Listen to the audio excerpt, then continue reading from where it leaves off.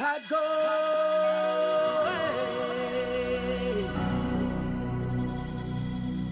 I go,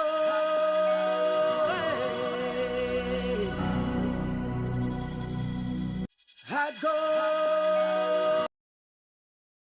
Finance is available to deliver the statement for and on behalf of His Excellency the President. So the Minister may assume his seat, and I think it's proper for the Majority Leader to usher him in.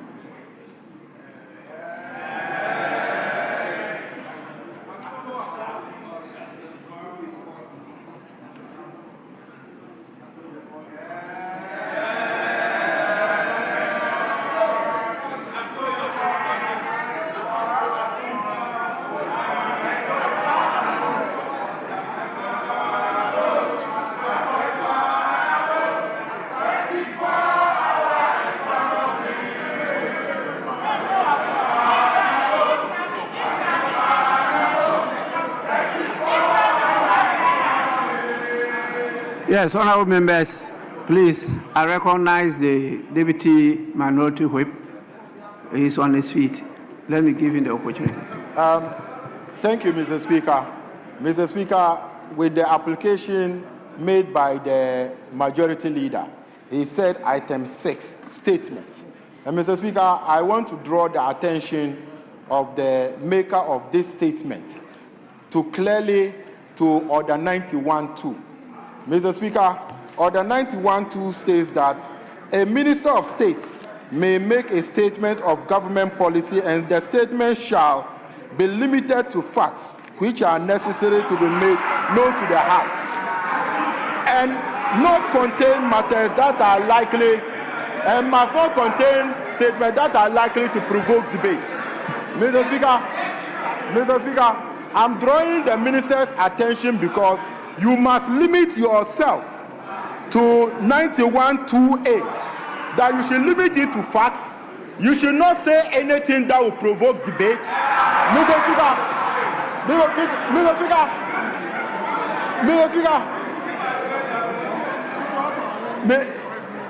Mr. Speaker, because the Finance Minister, upon entering the chamber, is showing a particular brown bag, of which we don't know what is contained in the brown bag. And Minister, don't come and ask of any money, because we will not give you 1 kobo. We won't give you any 1 kobo, Mr. Speaker. So if the Minister is not limiting himself to facts, we will draw your attention and will raise the necessary issues with regards to the statement that. So I thank you, Mr. Speaker, and he should comply by that. Yes, Majority Leader. Yes, Mr. Speaker.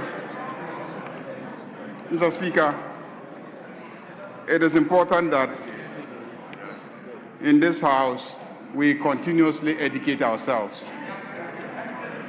I do agree that it is a statement, and most statements by ministers are governed by Order 91. But you have forgotten that this House passed the Public Financial Management Act. And the Public Financial Management Act is the legislation that has directed that the minister comes to this House to present a mid-year review. And in that act, Section 28, it itemizes the things that he must come and account for.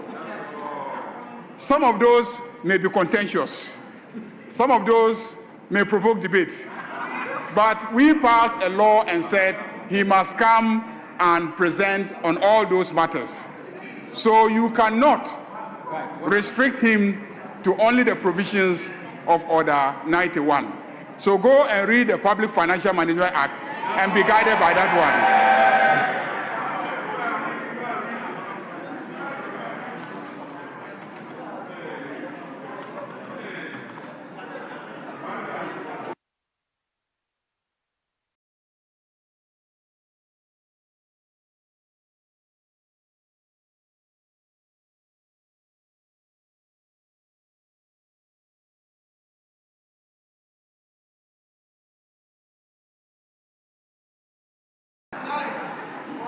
Yes, Minority Leader. Speaker, thank you for the opportunity. Mr. Speaker, we're happy the Finance Minister is here. My main concern is that on the government side, I see a lot of empty seats.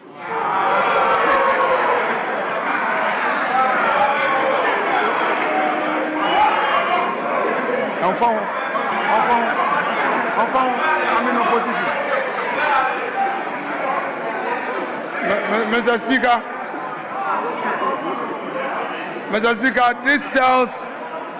this tells us how government side takes this budget.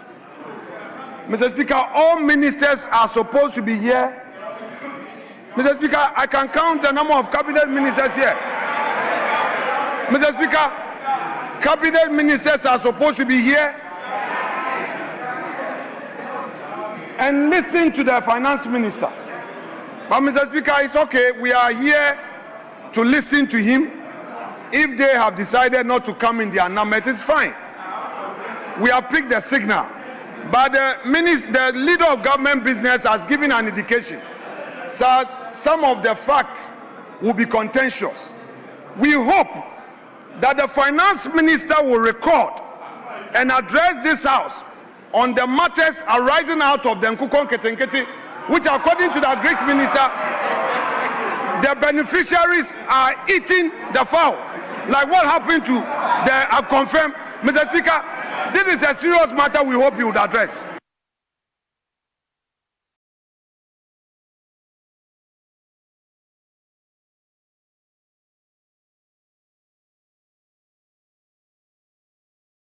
Yes, Majority Leader. Mr. Speaker,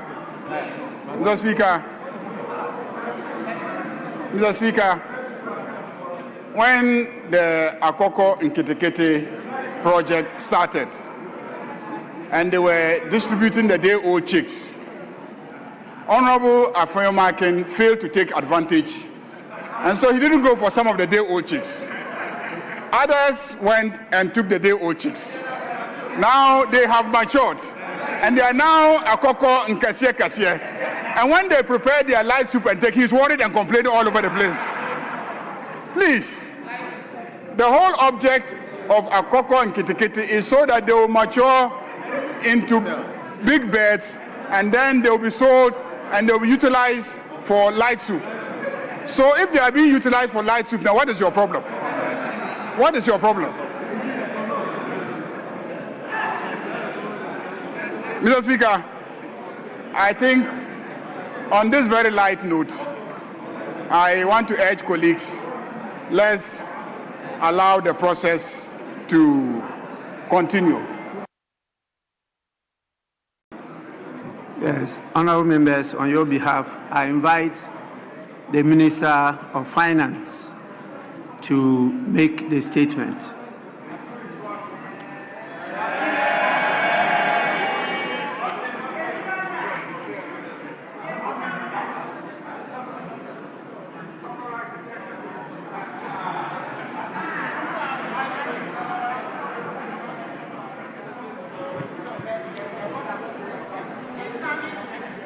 Right Honorable Speaker, on behalf of His Excellency the President, President John Dramani Mahama, I have the humble duty to present the Media Fiscal Policy Review of the 2026 Budget and Economic Policy of Government. Mr. Speaker, before I proceed with this Media Fiscal Policy Review, I wish to acknowledge the devastating floods that struck part of our country last month. Right Honorable Speaker, as honorable members will recall, the floods claimed lives, displaced families, destroyed businesses, and caused extensive damage to public infrastructure. Ghana was not alone. Similar floods also affected Nigeria, La Côte d'Ivoire, and Sierra Leone, highlighting the growing flood risk across West African coastline and the effect of climate change. Mr. Speaker, government responded swiftly by visiting the hardest hit communities, releasing funds for emergency relief, and launching a nationwide cleanup exercise. On the direction of His Excellency the President, I am making available additional resources for ongoing dredging and construction of critical drains in the affected areas. Mr. Speaker, His Excellency the President has directed the Ministry of Works, Housing and Water Resources to develop a comprehensive and permanent solution to flooding in Accra and other flood-prone areas across the country. The necessary funding for the implementation of this permanent solution will be provided in the 2027 budget and the medium term. Mr. Speaker, I stand before this House with a deep sense of pride and confidence, born out of strong performance in the last 1.5 years in the management of the Ghanaian economy. Right Honorable Speaker, this confidence is grounded in sound policy, in evidence, in measurable performance, and in credible data, and most importantly, in the lived experience of Ghanaians who endured a profound economic crisis and are now standing on firmer ground. Mr. Speaker, Section 28 of the Public Financial Management Act 2016, Act 921, requires the Minister for Finance to present to Parliament a mid-year fiscal policy review not later than 31st of July of each year. Right Honorable Speaker, I'm here in fulfillment of this legal and constitutional obligation. Mr. Speaker, today I am not here to seek a supplementary estimate. The 2026 appropriations remains unchanged. Right Honorable Speaker, however, we are undertaking a strategic realignment of expenditures within the existing appropriations. Mr. Speaker, government also affirms the following macroeconomic target for 2026. Overall GDP growth of at least 4.8%. Non-oil real GDP growth of at least 4.9%. Mr. Speaker, end-year inflation of 8% plus or minus 2%.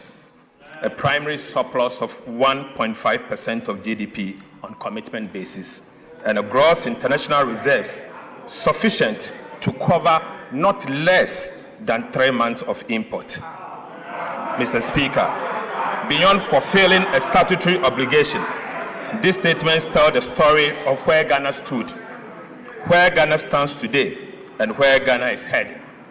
Mr. Speaker, I respectfully request the full text of this mid-year fiscal policy review be captured in the Hansard in its entirety, while I present the highlights to this House.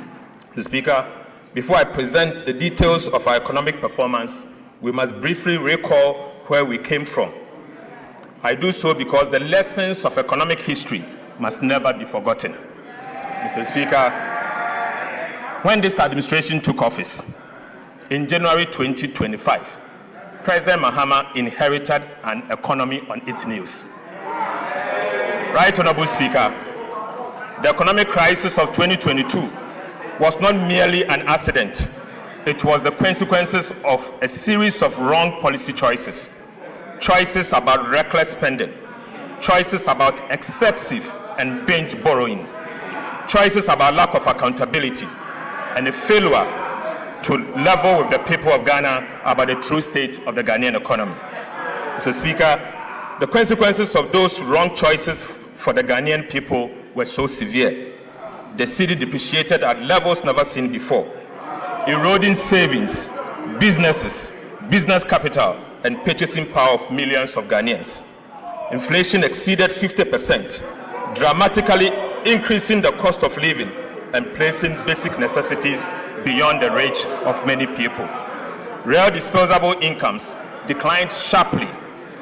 Interest rates surged, making credit expensive for the private sector. Investor confidence collapsed. International reserves fell to extremely low levels. International credit rating agencies downgraded Ghana's sovereign debt to levels never seen in our history. Mr. Speaker, Ghana lost access to the international capital market. The previous government implemented most painful debt restructuring program that imposed crude and painful haircuts on domestic and external bondholders, financial institutions and individual bondholders also suffered significant losses, with many losing their lifetime of savings. Even pensioners were not spared the burden of crude and painful haircuts under the DDP. The Speaker, and businesses closed or relocated, jobs were lost, and many households that had escaped poverty fell back into hardships. Mr. Speaker, this is an honest account of the economy and the one that His Excellency the President inherited. We recount this event not to dwell on the past, but to remind ourselves of the heavy price of fiscal indiscipline, excessive borrowing, weak accountability, and dishonest economic management. Mr. Speaker, Ghana must never be brought this low again. Right Honorable Speaker. Right Honorable Speaker. These painful experiences must strengthen our collective resolve to safeguard macroeconomic stability and ensure that such a crisis is never repeated. As a nation, we must internalize the true cost of economic mismanagement and commit ourselves to sound economic stewardship. Some lessons cannot simply be taught, they must be lived. But once learned, they must never be forgotten. Never again, Mr. Speaker. Mr. Speaker, this administration assumed office. When this administration assumed office, it moved swiftly and decisively to stabilize the economy and begin the work of national reconstruction.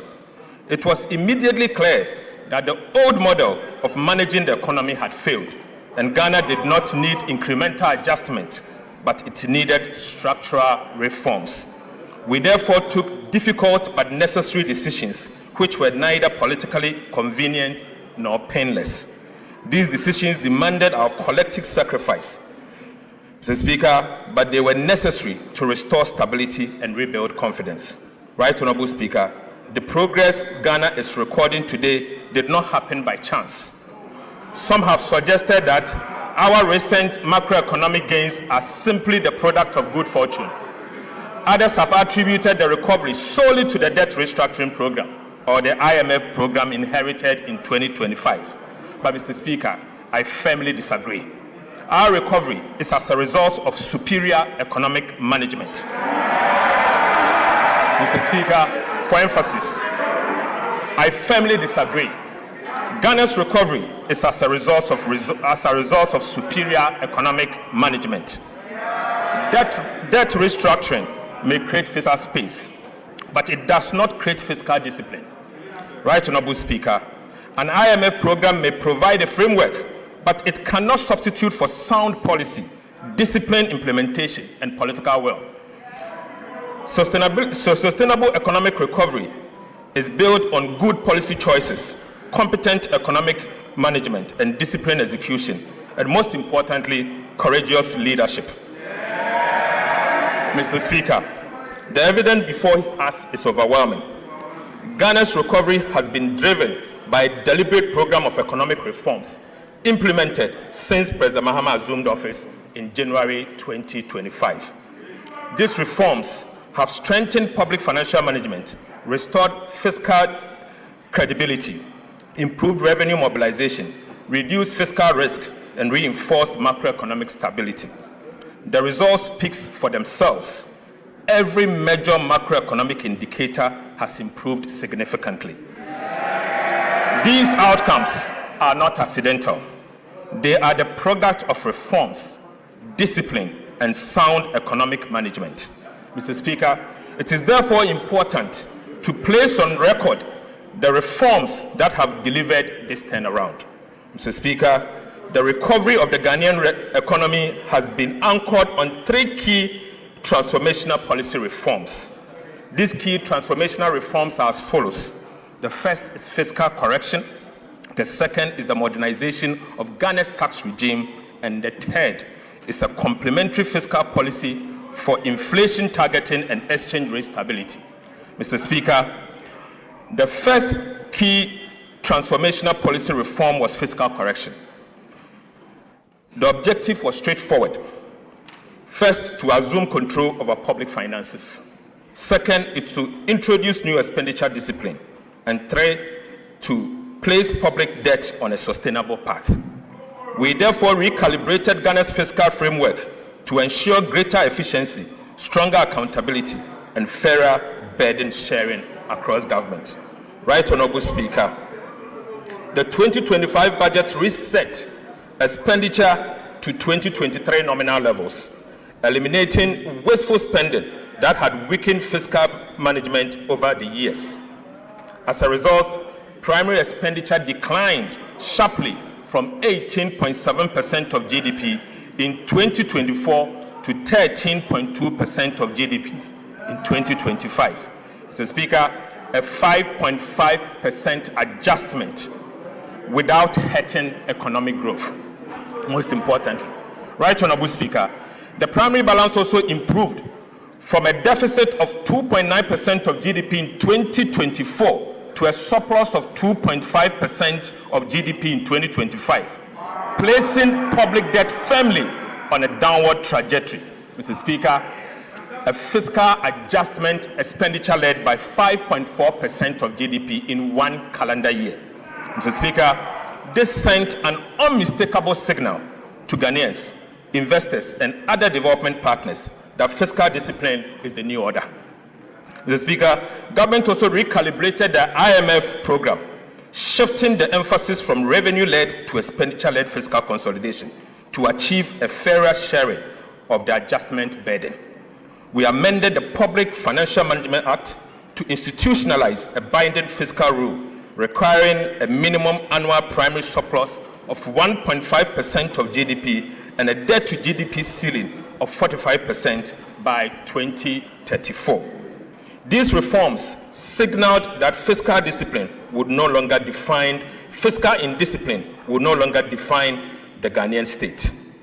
Mr. Speaker, aside, we established the Value for Money Office to strengthen expenditure efficiency, improve the quality of public expenditure, and ensure that every cedi spent delivers maximum value for the Ghanaian people. We established the Fiscal Council to strengthen fiscal oversight, transparency, and accountability. We undertook a comprehensive audit of government payables to eliminate irregular obligations. We also enforced expenditure control.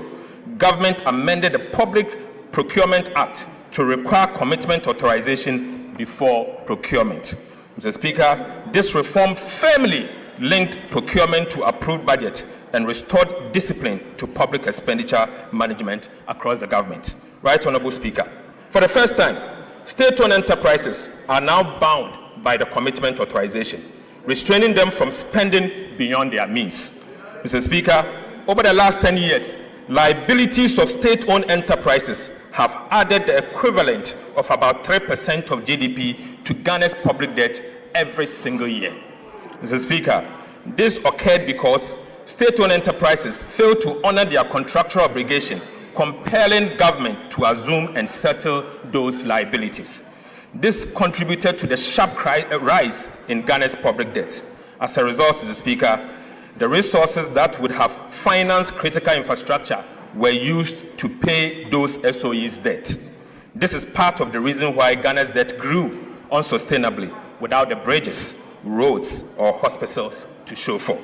Right Honorable Speaker, what is the point of ensuring that ministries and even parliament live within their means if state-owned enterprises are permitted to run up liabilities that the taxpayer are ultimately forced to pay?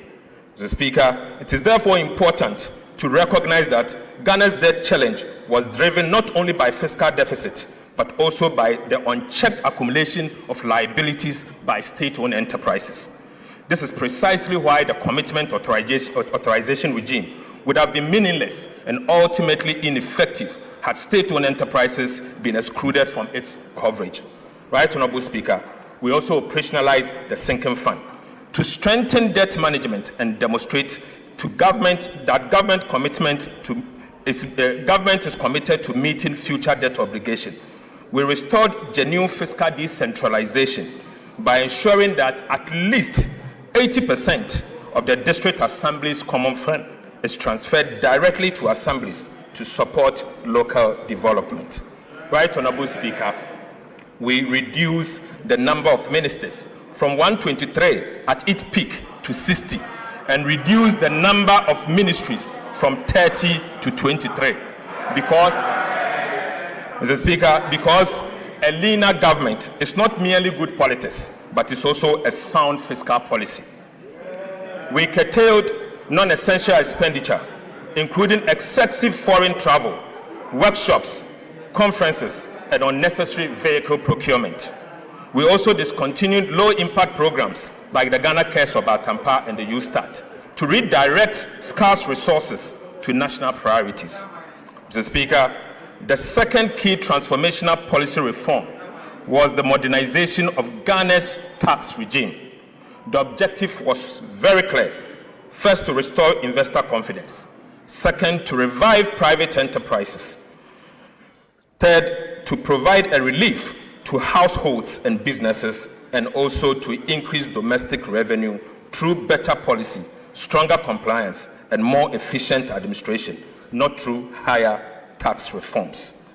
We therefore abolished a number of nuisance taxes, including the following: e-levy, betting tax, COVID-19 health recovery levy, emission tax, VAT on motor insurance.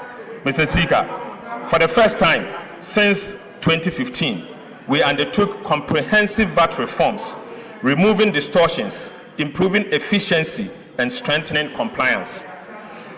More importantly, the reforms have left businesses with more working capital to invest, expand, and create jobs. We also introduced a sliding scale royalty regime for gold to ensure that Ghanaian people receive a fairer share of the economic returns from their natural resources. Right Honorable Speaker, beyond tax policy, we introduced major customs reforms supported by artificial intelligence and other digital technologies to strengthen compliance, reduce leakages, and improve revenue mobilization. Since the introduction of the AI-powered customs reforms, monthly customs revenue has increased by approximately 17%, reflecting stronger compliance, more effective enforcement, and significantly reduced leakages. We also amended the misuse of the tax refund account, ensure that resources intended for legitimate tax refund was no longer used as a slush fund. Mr. Speaker, the results have been remarkable.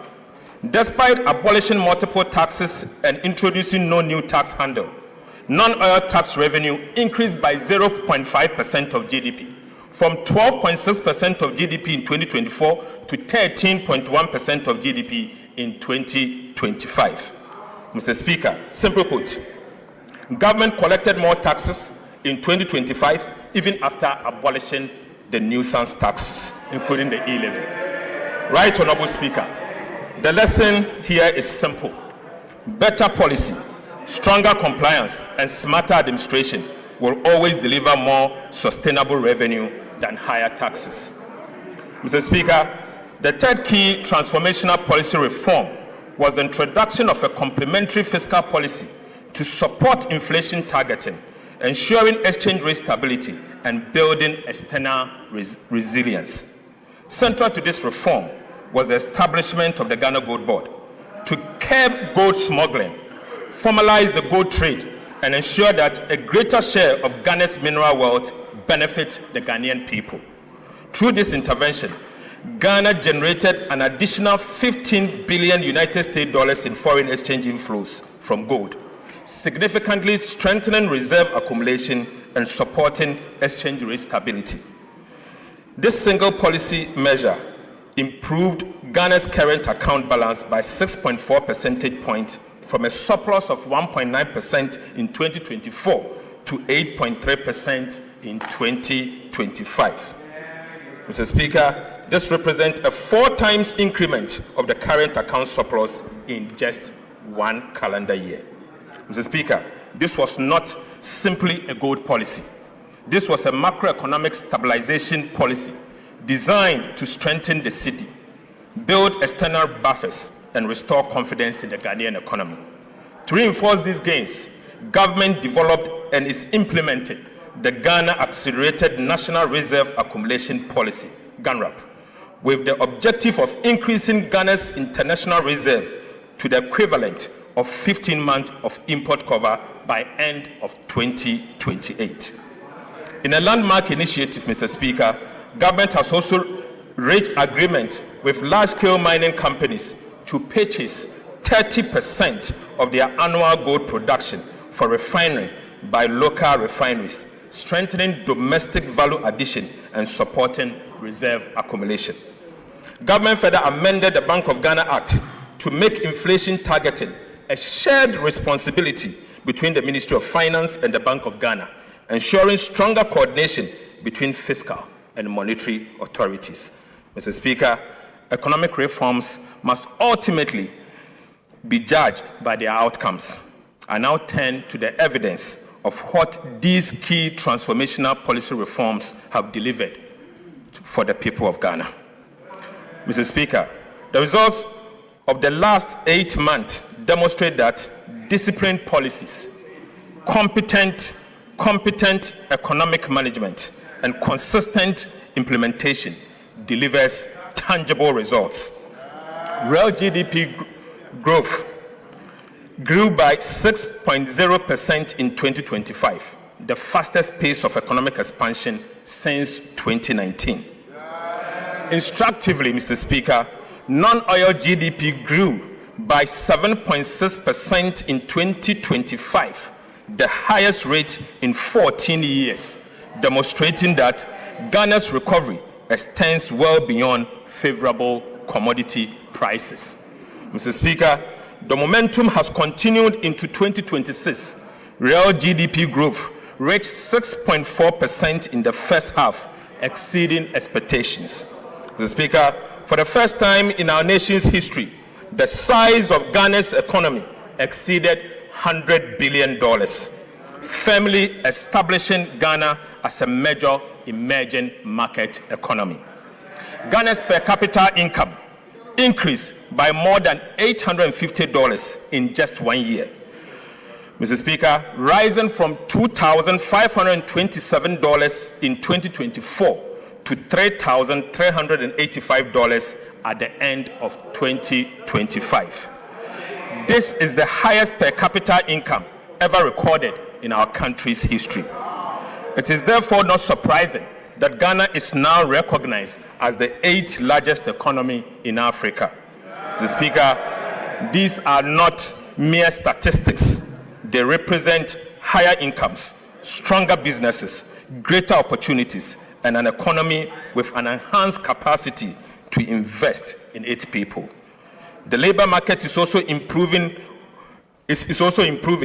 Unemployment rate declined from 13.7% during the first 3 quarters of 2024 to 12.8% over the same period in 2025.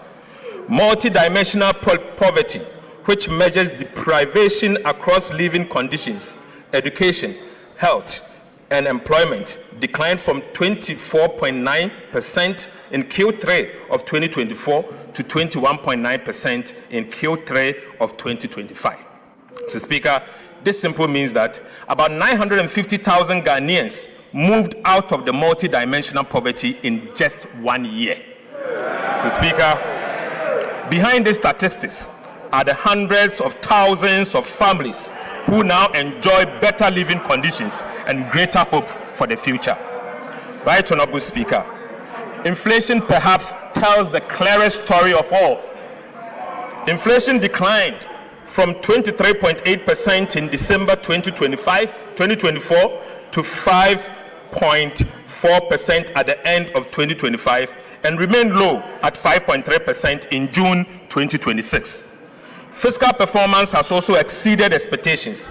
The primary balance on commitment basis recorded a surplus of 2.5% of GDP as at the end of 2025.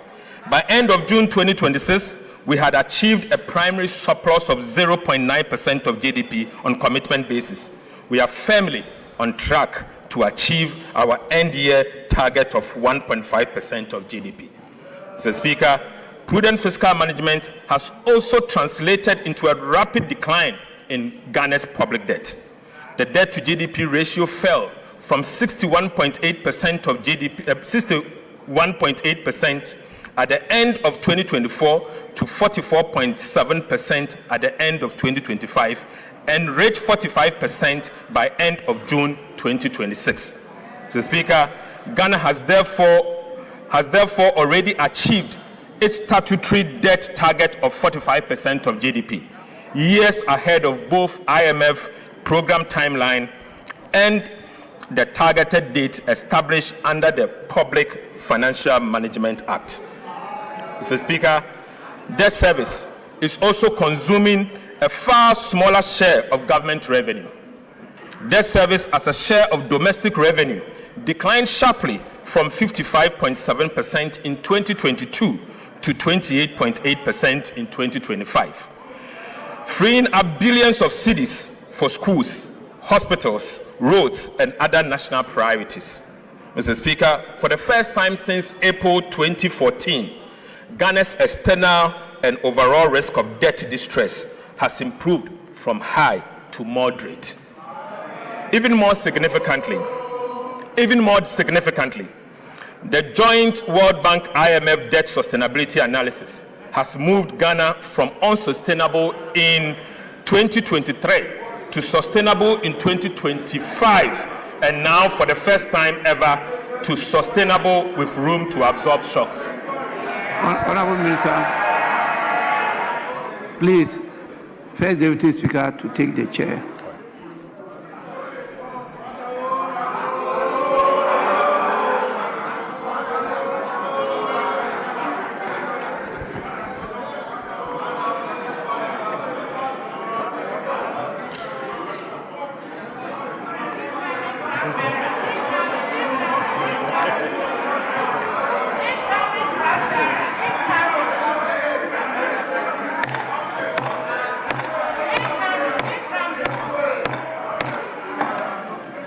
Finance Minister, you may continue. Mr. Speaker, interest rates are singing from the same hymn book. The 91-day Treasury bill rate, a benchmark for the cost of short-term borrowing in Ghana, declined from 11% in December 2025 to 5.73% in June 2026, representing a 536 basis point reduction. The 182-day Treasury bill rate also fell from 12.52% to 7.69%, down by 483 basis points. Mr. Speaker, similarly, the 364-day Treasury bill rate declined from 12.94% to 12.82%, a 12 basis point decline. And across the entire yield curve, average decline was 344 basis points. 2 years, 3 years, and 5-year government bonds are now trading within the range of 11% to 12.6%, compared with about 20% a year ago.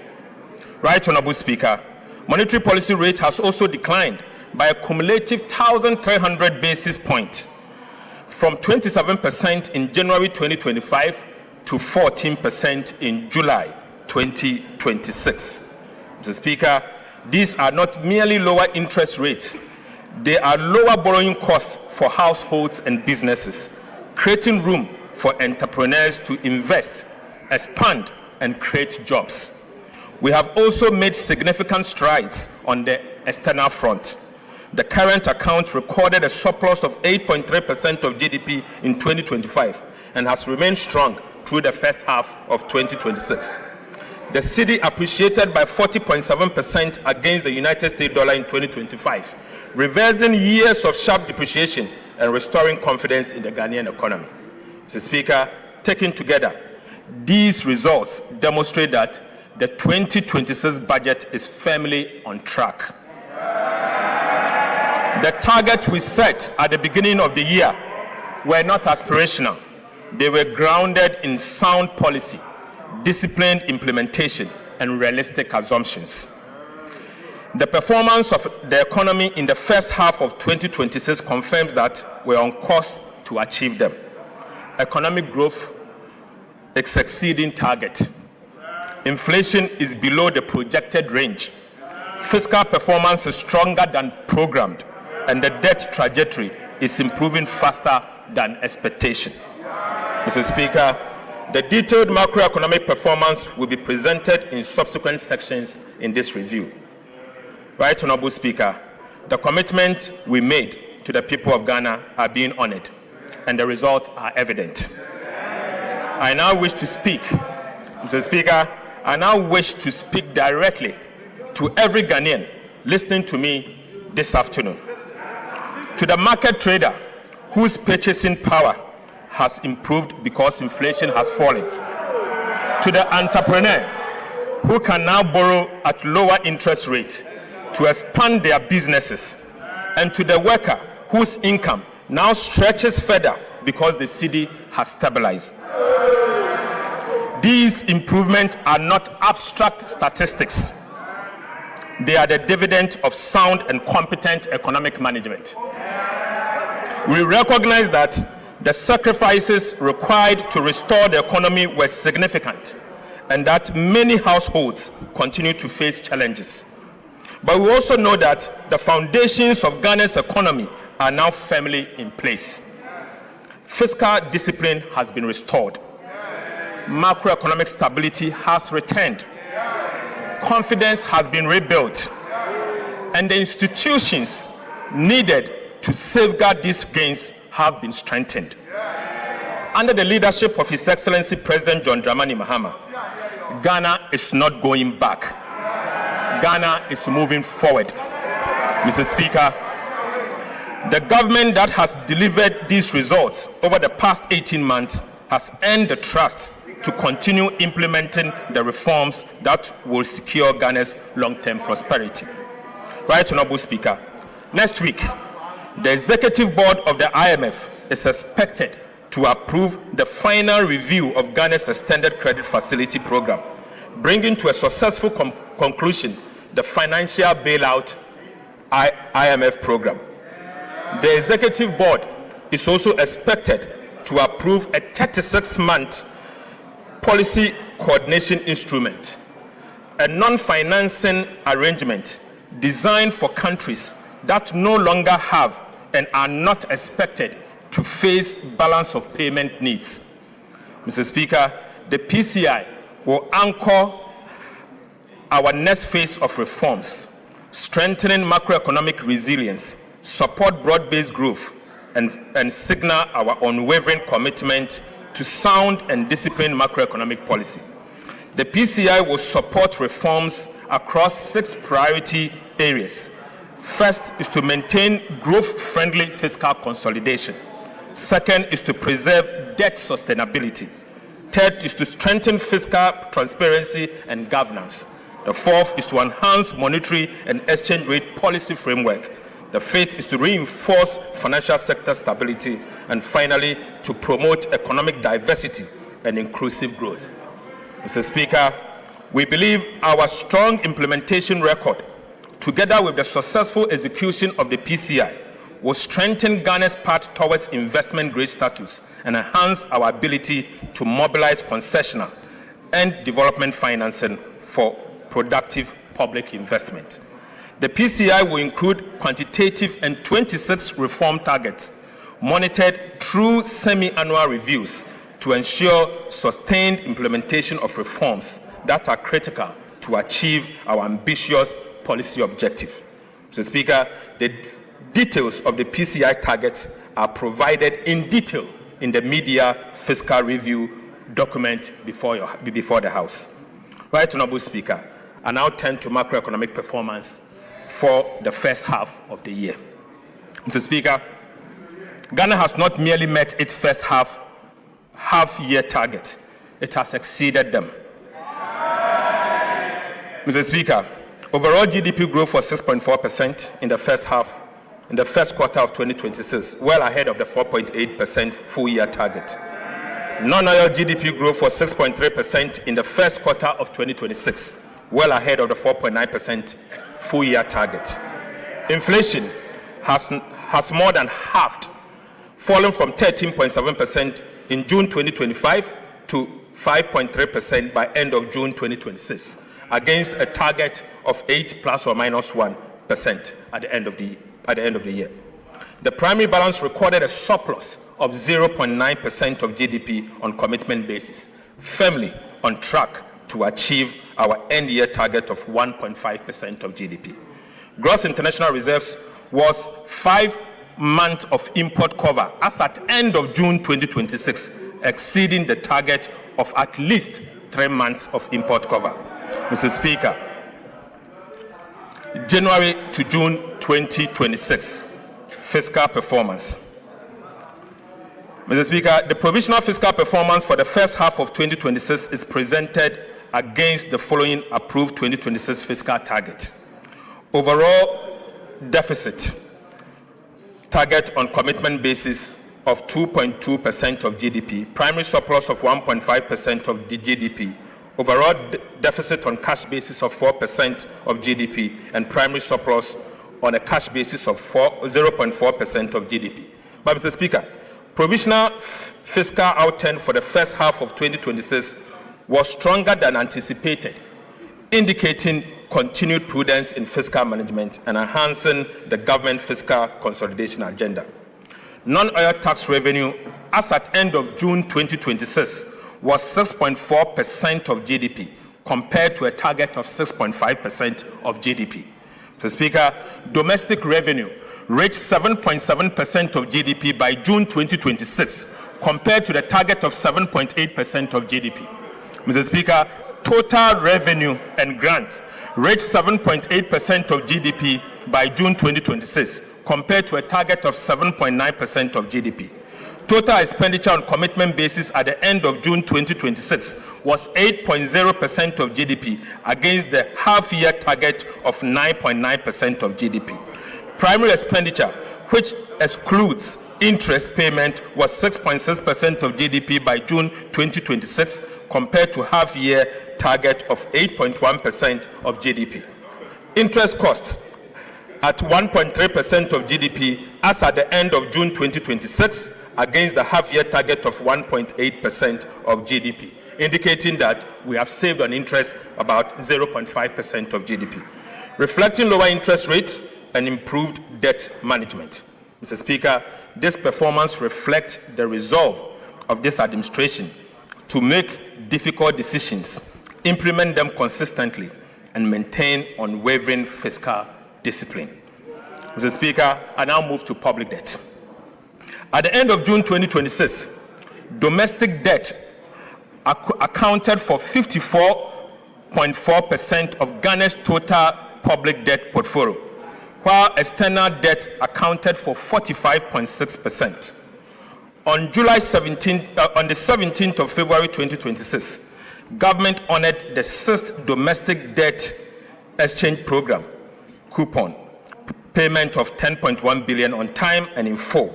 Mr. Speaker, the 7th DDEP coupon payment of 10.8 billion cedis falls due on the 18th of August 2026. Let me use this opportunity to assure this House that it will be paid on time and in full. Mr. Speaker, since January 2025, government has paid a total of $2.1 billion in principal and interest to Eurobond holders without placing undue pressure on Ghana's foreign exchange reserves. Right, Honorable Speaker, there was a time when the world doubted us. Today, every payment made on time answers that doubt, assuring bondholders in London, pension funds in New York, and investors at home that our word is our bond. Payment after payment, coupon after coupon, Ghana is proving one thing beyond dispute. We now keep our word. We now keep our word. That is how market confidence is rebuilt, not through speeches, but through repayment. Mr. Speaker, financial markets have delivered their verdict on Ghana's disciplined fiscal policies and prudent debt management. Right, Honorable Speaker, borrowing costs are down by half. In other words, government is borrowing less. That alone has saved us, this country, 4.2 billion cedis in just 6 months. Mr. Speaker, as Treasury bill rates decline, lending rates across the banking sector are also falling, making it cheaper for households, entrepreneurs, and businesses to borrow, invest, and expand, and at the same time, create jobs. Mr. Speaker, Ghana's Eurobond yields have fallen by about 300 basis points since the beginning of the year. This is not just a number. It is the market vote of confidence in our economy and our reforms. 3 years ago, Mr. Speaker, Ghana could not borrow on the international capital market at any price. Today, the market is inviting us back, but we are not in hurry. We are not in hurry. Right, Honorable Speaker, 3 years ago, Ghana could not borrow on the international capital market at any price. Today, the market is inviting us back, but I want to assure you, we are not in hurry. 3 years ago, unsustainable debt defined our crisis. Today, our debt to GDP ratio has fallen to 45% and still declining, ahead of every target. Mr. Speaker, the work is not finished, and the PFM debt rule requires continuous vigilance. But the direction is right, the momentum is real, and the foundation is solid.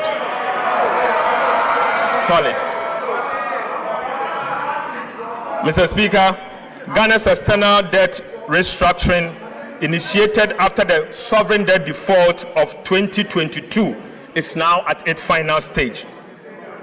In just 3.5 years, Ghana has moved from default to credibility, from debt distress to debt sustainability, from market exclusion to a renewed investor confidence. This is an achievement every Ghanaian can be proud of. Mr. Speaker, following the 2022 public debt default, government could not borrow long-term in cedis and relied heavily and solely on treasury bills to finance the budget. Mr. Speaker, Ghana has now overcome what the economists describe as the original sin, which is the inability of a country to borrow over the long term in its own currency. Mr. Speaker, 3 years restriction on new cedi bond issuance introduced as a result of the debt default caused this original sin. Mr. Speaker, in April 2026, Ghana successfully raised $2.7 billion through its first 7-year cedi-denominated bond since the 2022 debt default.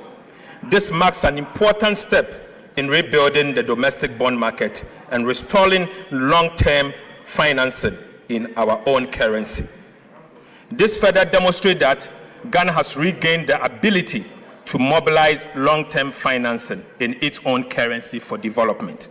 Right, Honorable Speaker, I'm proud to announce that Ghana has now overcome the original sin.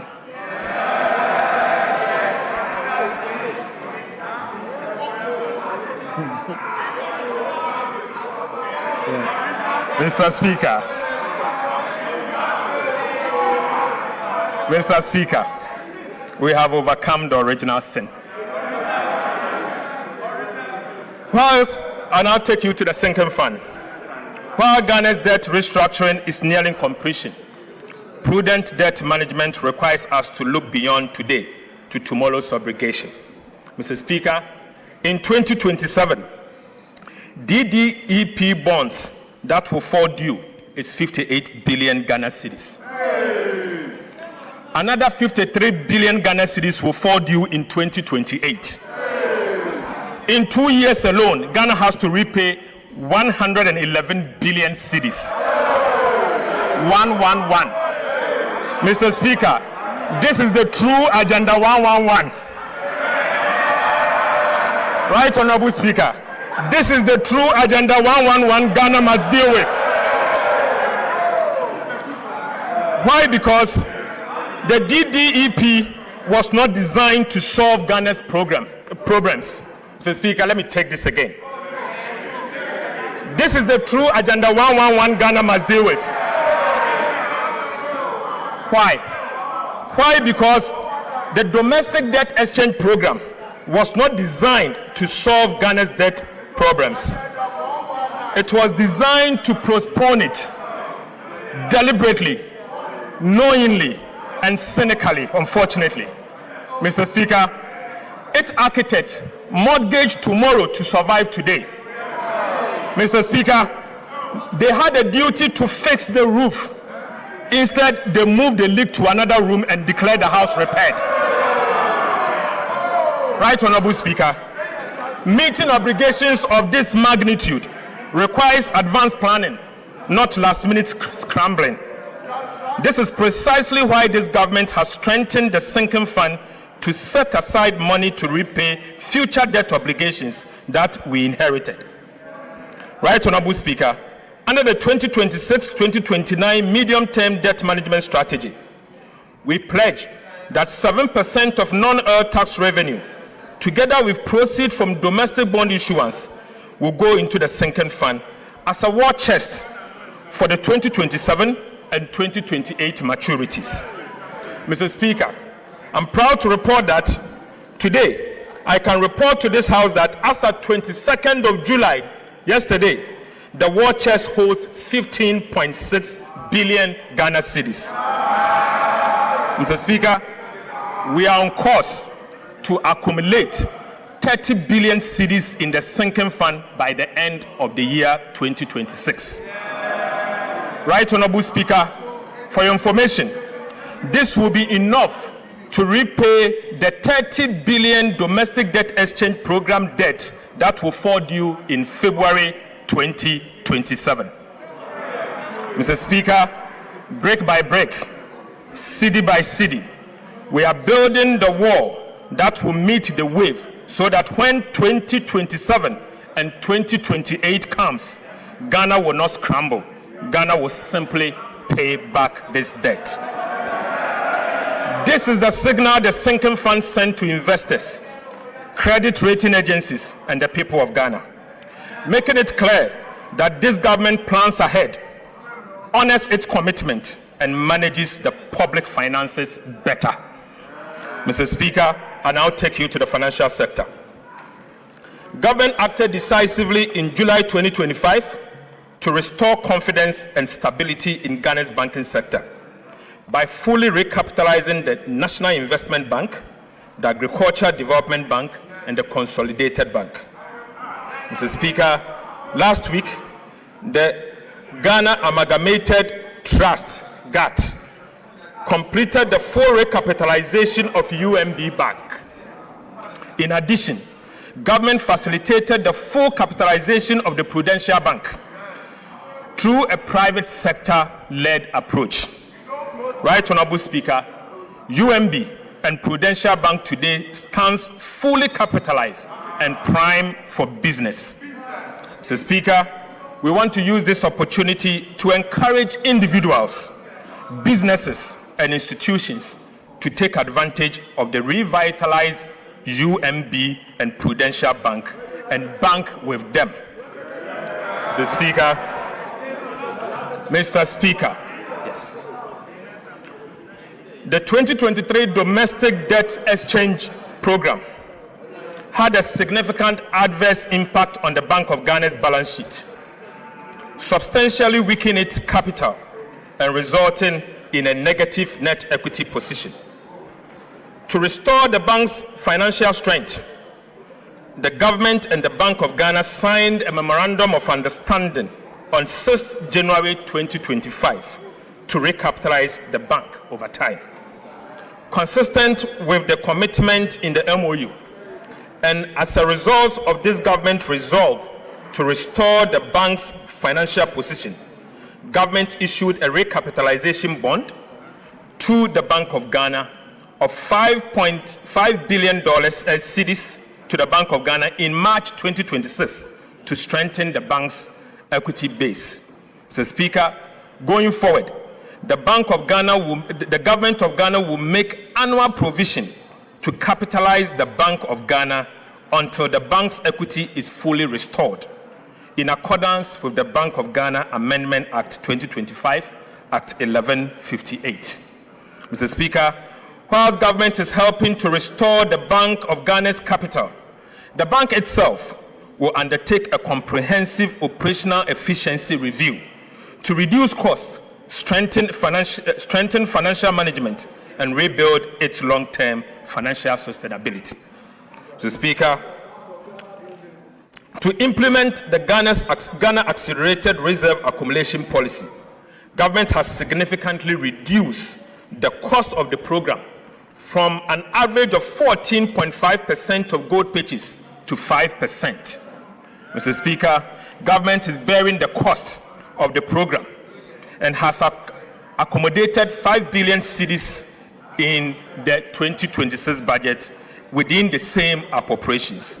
Mr. Speaker, this investment is building an economic war chest to strengthen Ghana's international reserves, protect the cedi, reinforce economic stability, improve investor confidence, and shield the economy from international shocks. Mr. Speaker, I now take you to update of the implementation of the fiscal policies that this House approved for us. Right, Honorable Speaker, 6 months ago, this House approved an ambitious program of fiscal reforms. Today, I'm pleased to report that implementation is well underway. Key milestones have been achieved, and the reforms are already delivering measurable results.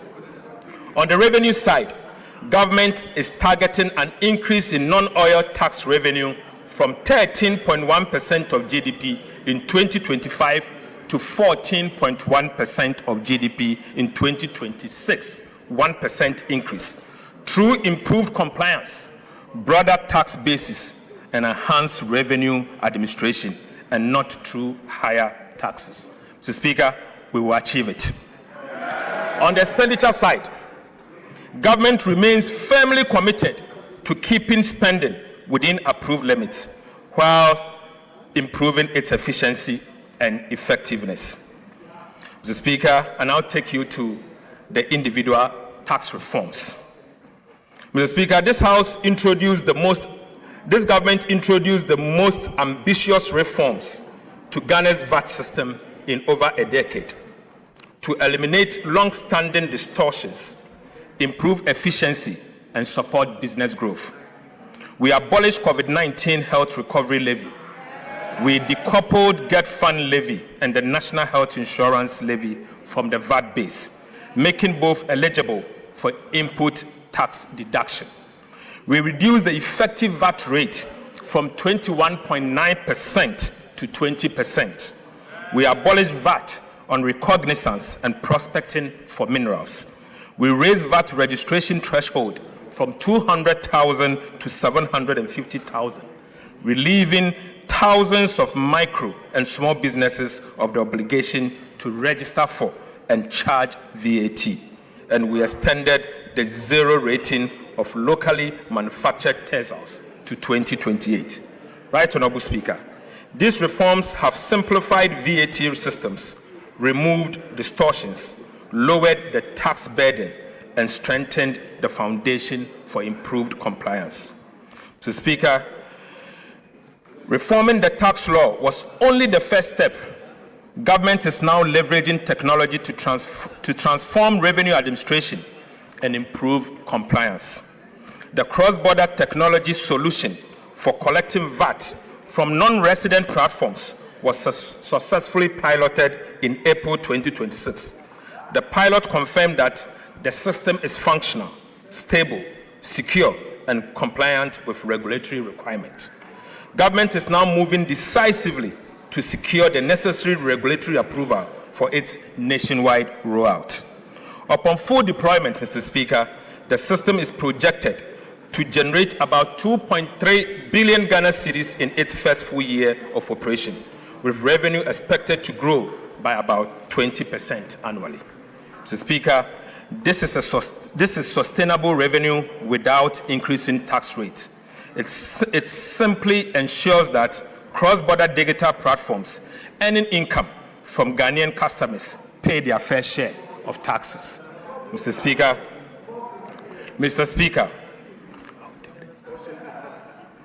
government is also rolling out fiscal electronic devices to strengthen VAT compliance and improve the monitoring of taxable transactions. The pilot phase is at an advanced stage. To encourage participation and improve compliance, government will also introduce the VAT reward scheme, under which customers who obtain valid VAT invoice will qualify for periodic reward. This will actively involve every Ghanaian in protecting the nation's tax base. Mr. Speaker, this is how a tax culture is built, not through fear, but through participation, transparency, and reward. Right, Honorable Speaker, the concept of fiscal electronic device was first proposed by the previous NDC administration in 2026. But, Mr. Speaker, the previous NPP administration deserves commendation for enacting the necessary enabling legislation. Mr. Speaker, the taxation, the use of Fiscal Electronic Device Act 2018, Act 999, laying an important legal foundation for this reform. Mr. Speaker, 8 years on, this government is taking the decisive step of implementing the reforms. I'll do it. You did it. We implemented. Mr. Speaker, for emphasis, the enabling legislation, the taxation, the use of Fiscal Electronic Device Act 2018, Act 966, was introduced in 2018 by the previous NPP administration. Mr. Speaker, I just want to use this opportunity to commend them. 8 years on, this government is taking the decisive step of implementing the reform.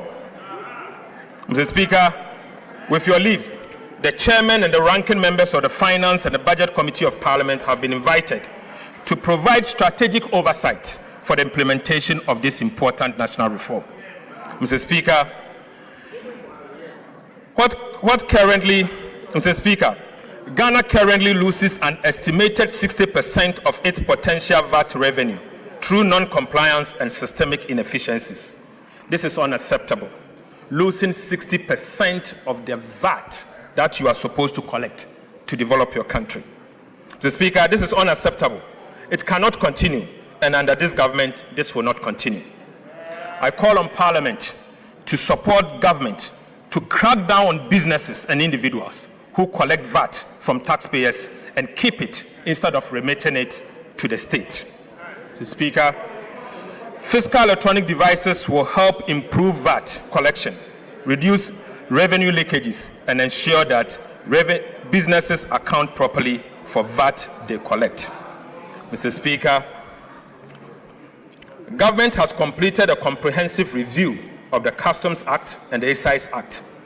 The bills are being laid before this House as part of the Media Fiscal Policy Review.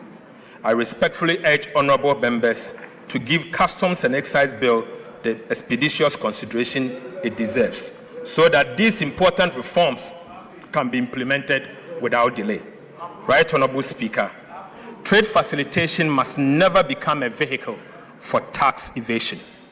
Yet, Mr. Speaker, between 2020 and 2025, while 63% of taxable income entered directly into home consumption, the remaining 37% passed through customs suspense framework, including warehousing, transit, temporary admission, and free zones.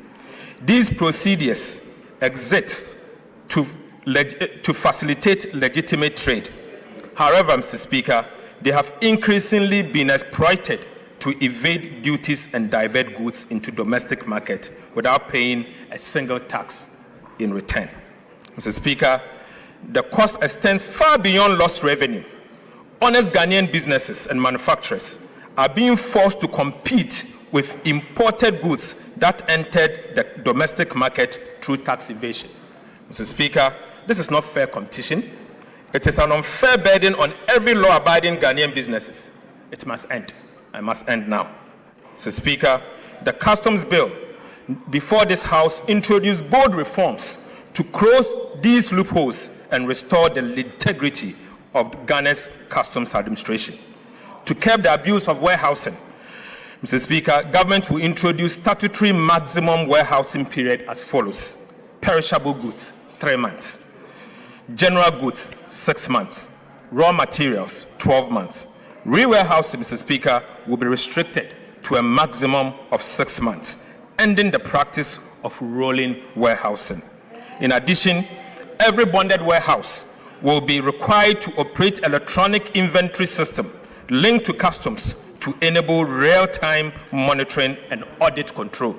Mr. Speaker, these are not merely administrative adjustments. They are structural reforms designed to accelerate revenue collection, reduce port congestion, improve compliance, and provide greater certainty for legitimate businesses. Government is also introducing the first port duty rule. Under this reform, Mr. Speaker, duties and taxes on goods declared for transit will become due at the first port of entry, removing one of the biggest avenues for false declaration and revenue leakages. Mr. Speaker, this simply means, Mr. Speaker, if you are to bring in something and you are to inform the customs official that the goods is destined to say Burkina Faso customs will be at the Tema port to collect their taxes before you move. This will end the practice of a punchy break. Mr. Speaker, Right Honorable Speaker, appropriate customs to customs arrangement with destination countries will ensure that legitimate transit trade continues seamlessly whilst protecting Ghana's revenue. Right Honorable Speaker, Free Zones regime was established to promote export-led industrialization, not to serve as a duty-free trading and storage hub. Unfortunately, over the time, that objective has been undermined by abuse of the regime and weak controls over the use of raw materials. Ghana's free zones will once again serve their original purpose, build domestic industry, expand export, and create quality jobs for Ghanaians. Mr. Speaker, government will also strengthen import declaration and valuation by mandating the use of appropriate tax identification number for all importers. Mr. Speaker, downstream petroleum operations have for too long operated with fragmented controls and weak integration into customs systems. Mr. Speaker, bunkering and ship stores regime have consequently become vulnerable to diversion, under declaration and smuggling. This economy can no longer afford these leakages. Mr. Speaker, government would therefore enforce the statutory requirement for bank guarantee on the lifting of refined petroleum products and require product movement to be undertaken by only through approved pipelines and electronically tracked distribution system.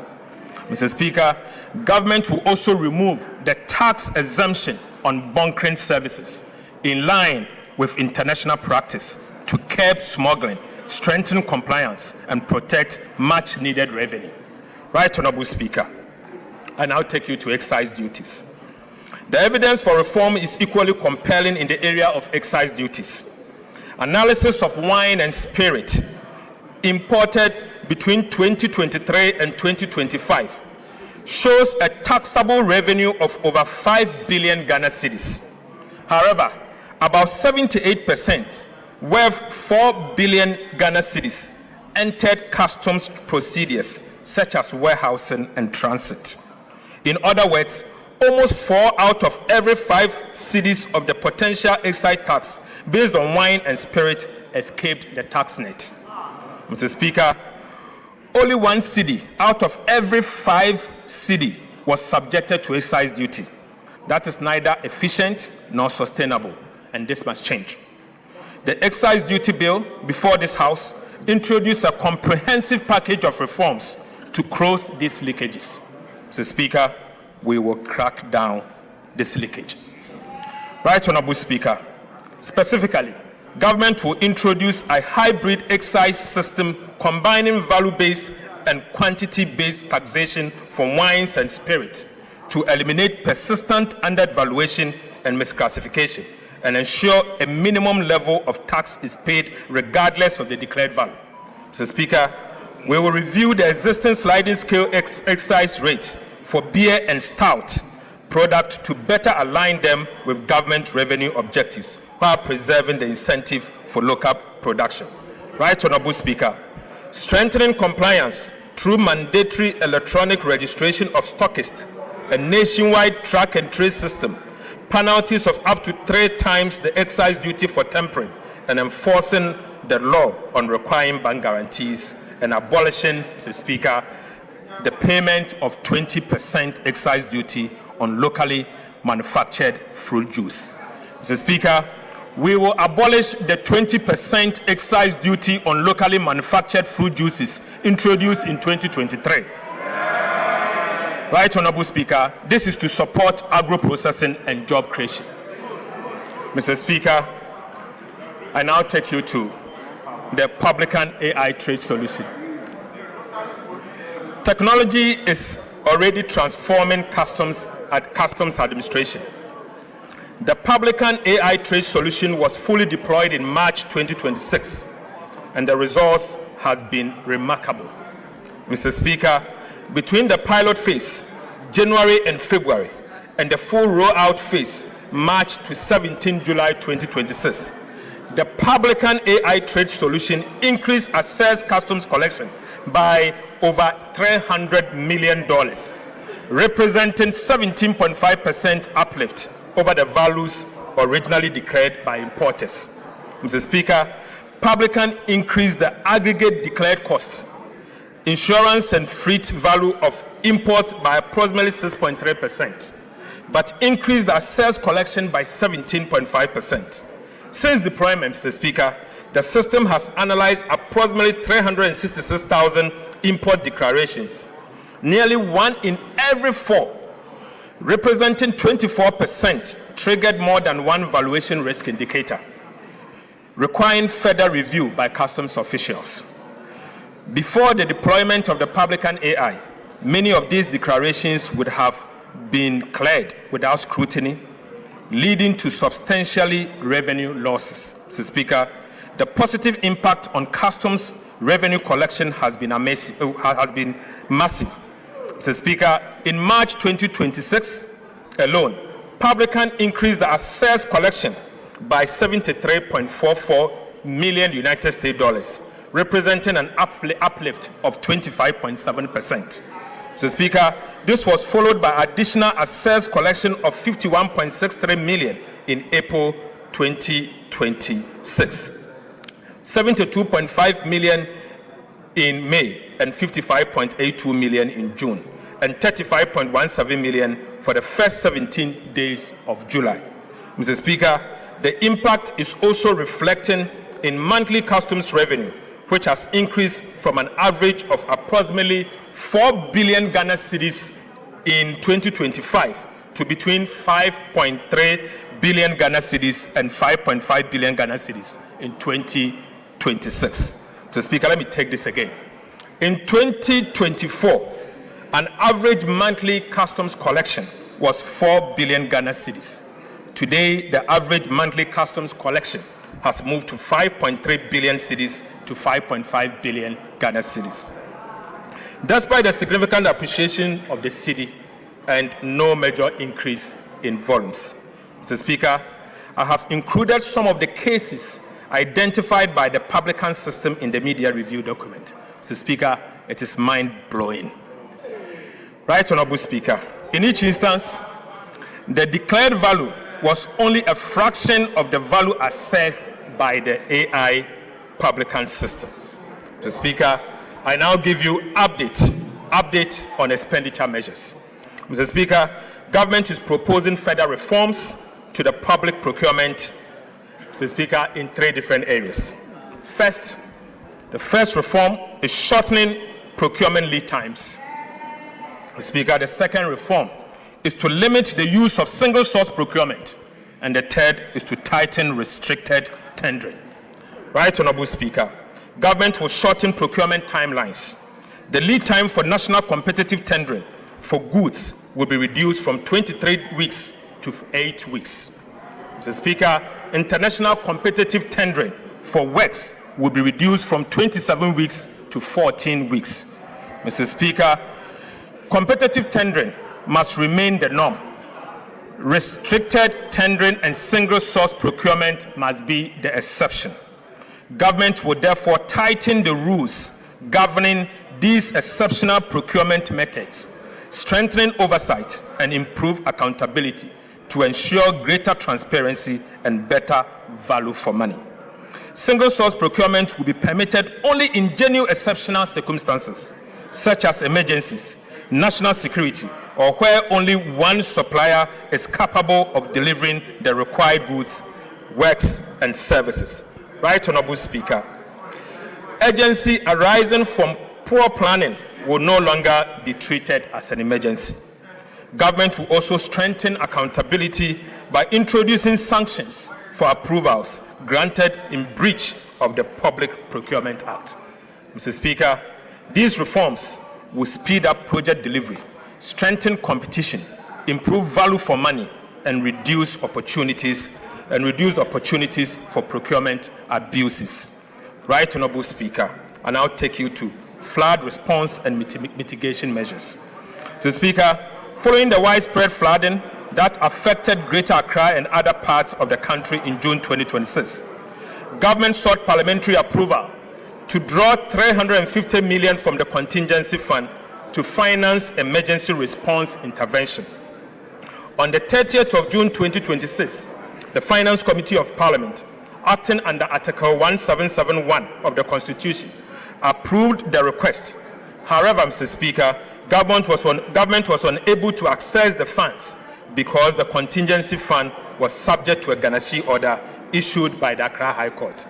Mr. Speaker, given the urgency of protecting lives, providing humanitarian relief to affected communities, and restoring critical infrastructure, government reallocated 350 million from the contingency vote under the control of the Minister of Finance in the 2026 budget to the Disaster Management Committee under the Ministry of Interior to finance the emergency responses. Mr. Speaker, to strengthen flood mitigation efforts across the country, government also reallocated 226 million within the budget of the Ministry of Works and Housing and Water Resources to implement additional flood control and mitigation measures. Mr. Speaker, government is committed to improving urban mobility and providing safe, reliable, and affordable public transport for Ghanaians. To this end, government is reallocating 400 million Ghana cedis for the acquisition of high occupancy buses to strengthen the fleet of state-owned transport companies, including Metro Mass Transit and the State Transport Company. Mr. Speaker, this intervention will expand public transport capacity, particularly along high-demand urban and intercity routes, reducing long passenger queues during peak hours, and provide commuters with more reliable and efficient alternative to private vehicles. Mr. Speaker, I now take you to the update on key policy initiatives that this House approved. Right Honorable Speaker, I now report on the implementation on some of the government key policy initiatives during the first half of 2026. First, Mr. Speaker, Ghana's crude oil production declined sharply from 71.4 billion barrels in 2019 to about 36 million barrels in 2025. To reverse this decline, government has introduced investor-friendly reforms that have already secured more than $3.5 billion in new investment commitment from the Jubilee and OCTP partners. Right Honorable Speaker, these reforms are already delivering results. Oil production has exceeded expectation this year, with Jubilee increasing from a projected 68,000 barrels to about 95,000 barrels per day. Mr. Speaker, while Sankofa is now producing about 28,000 barrels per day, Mr. Speaker, gas production has also increased from 245 million to about 282 million standard cubic feet per day. And, Mr. Speaker, a new agreement with the OCTP partners will increase gas production further to 350 million standard cubic feet per day. Government is also updating the laws governing the upstream petroleum sector to make Ghana more attractive for investment, with a proposed amendment to be submitted to this Parliament before the year end. Right Honourable Speaker, government remains firmly committed to its gas to power strategy, which is replacing expensive light crude oil with cleaner and cheaper natural gas. This transition is expected to reduce electricity generation costs by at least 75%. I am pleased to report that by the end of June 2026, government has increased gas supply for power generation by an additional 35 million standard cubic feet per day, bringing total supply to about 490 million standard cubic feet of gas per day. The increase comprises 10 million standard cubic feet per day from the OCTP partners led by ANI and 25 million standard cubic feet per day from the NGAS. Mr. Speaker, this strategic shift is already delivering significant savings. By replacing light crude oil with natural gas, government saved about 3 billion Ghana cedis, equivalent to $268.8 million in fuel costs during the first half of 2026. Mr. Speaker, government in partnership with the private sector, is developing 100 million standard cubic feet per day modular gas processing facility.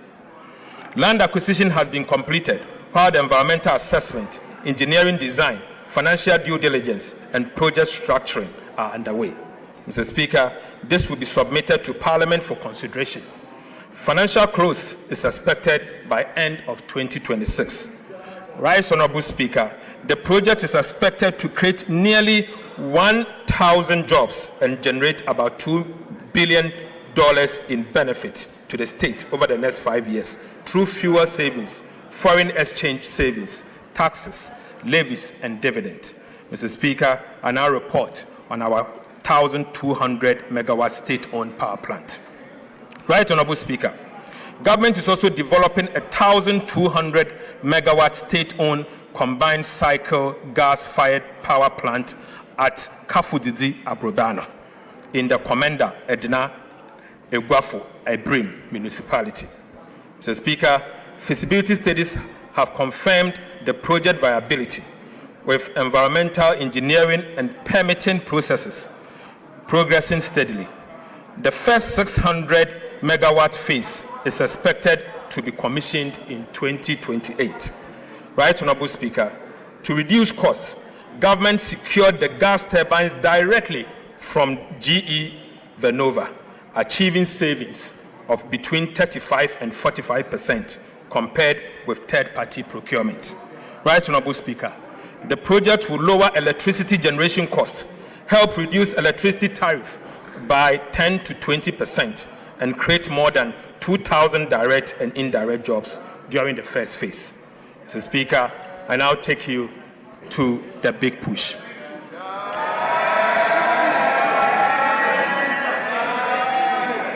Right Honourable Speaker. Right Honourable Speaker. Government Big Push Infrastructure Program is driving the largest coordinated investment in strategic transport infrastructure in recent years, with projects underway in all 16 regions of the country. Mr. Speaker, work has commenced on 87 projects, comprising 74 trunk roads and bridges, 10 urban roads and 3 feeder roads. Mr. Speaker, by end of June 2026, 13 projects had reached at least 50% completion, including 6 projects that had exceeded 75%, while a further 15 projects had progressed beyond 25% completion.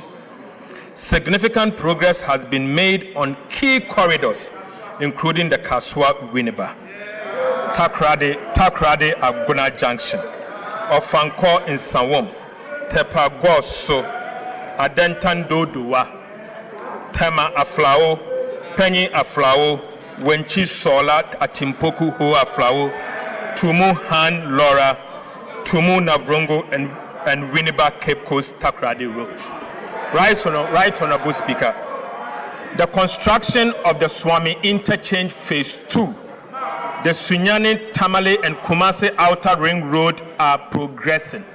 Mr. Speaker, feeder road projects in the Eastern Volta region are also improving access to farming communities and market access. During the second half of the year, government will fast-track project nearing completion. Mr. Speaker, improve contractor performance and remove bottlenecks to ensure they are completed on time. Right Honorable Speaker, I take you to the Accra-Kumasi Expressway. Mr. Speaker, the Accra-Kumasi Expressway remains the flagship under the Big Push program. It involves the construction of 176-kilometer, 6-lane bi-directional expressway linking Ghana's two largest commercial cities. When completed, Mr. Speaker, the expressway will reduce travel time between Accra and Kumasi to about 2 hours. Improved road safety, ease congestion, lower transport costs, and feature modern interchanges, bridges, intelligent transport system, electronic tolling, emergency response facilities, and rest spots. Mr. Speaker, government has made substantial progress in the project preparation. As of 22nd July 2026, yesterday, the Ghana Armed Forces have cleared 122 kilometers, representing about 70% of the 120-meter wide right-of-way in just 12 weeks. Mr. Speaker, the entire corridor is expected to be cleared by the first week of September 2026. Right Honorable Speaker, compensation assessment, environmental studies, engineering design, feasibility works are progressing simultaneously. The feasibility study and detailed engineering design are expected to be completed by end of August 2026, next month. Mr. Speaker, with procurement for the main construction contract to commence in September 2026. Mr. Speaker, as of 2nd of July 2026, $1.7 billion United States dollars have been deposited into a dedicated Accra-Kumasi Expressway account at the Bank of Ghana.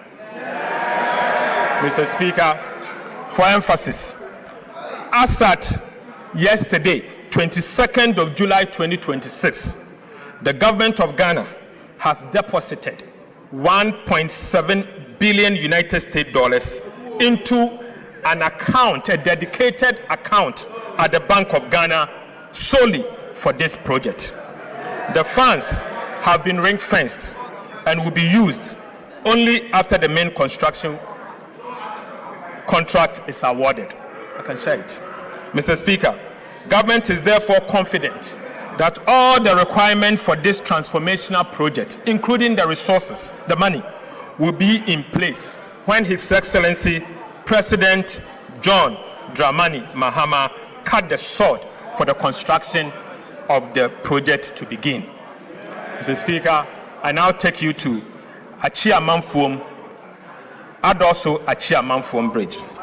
Right Honorable Speaker, for centuries, the people of Afam Plains have relied on ferries to cross the Afam River. While these ferries have served the area for many years, frequent delays and seasonal disruptions have impeded easy access and movement of people, goods, and the provision of essential services. The Adosu Achia Manfuom Bridge, a 3.6-kilometer permanent bridge, will be the longest in Ghana and will replace the ferries, providing a safe, reliable, and all-weather crossing.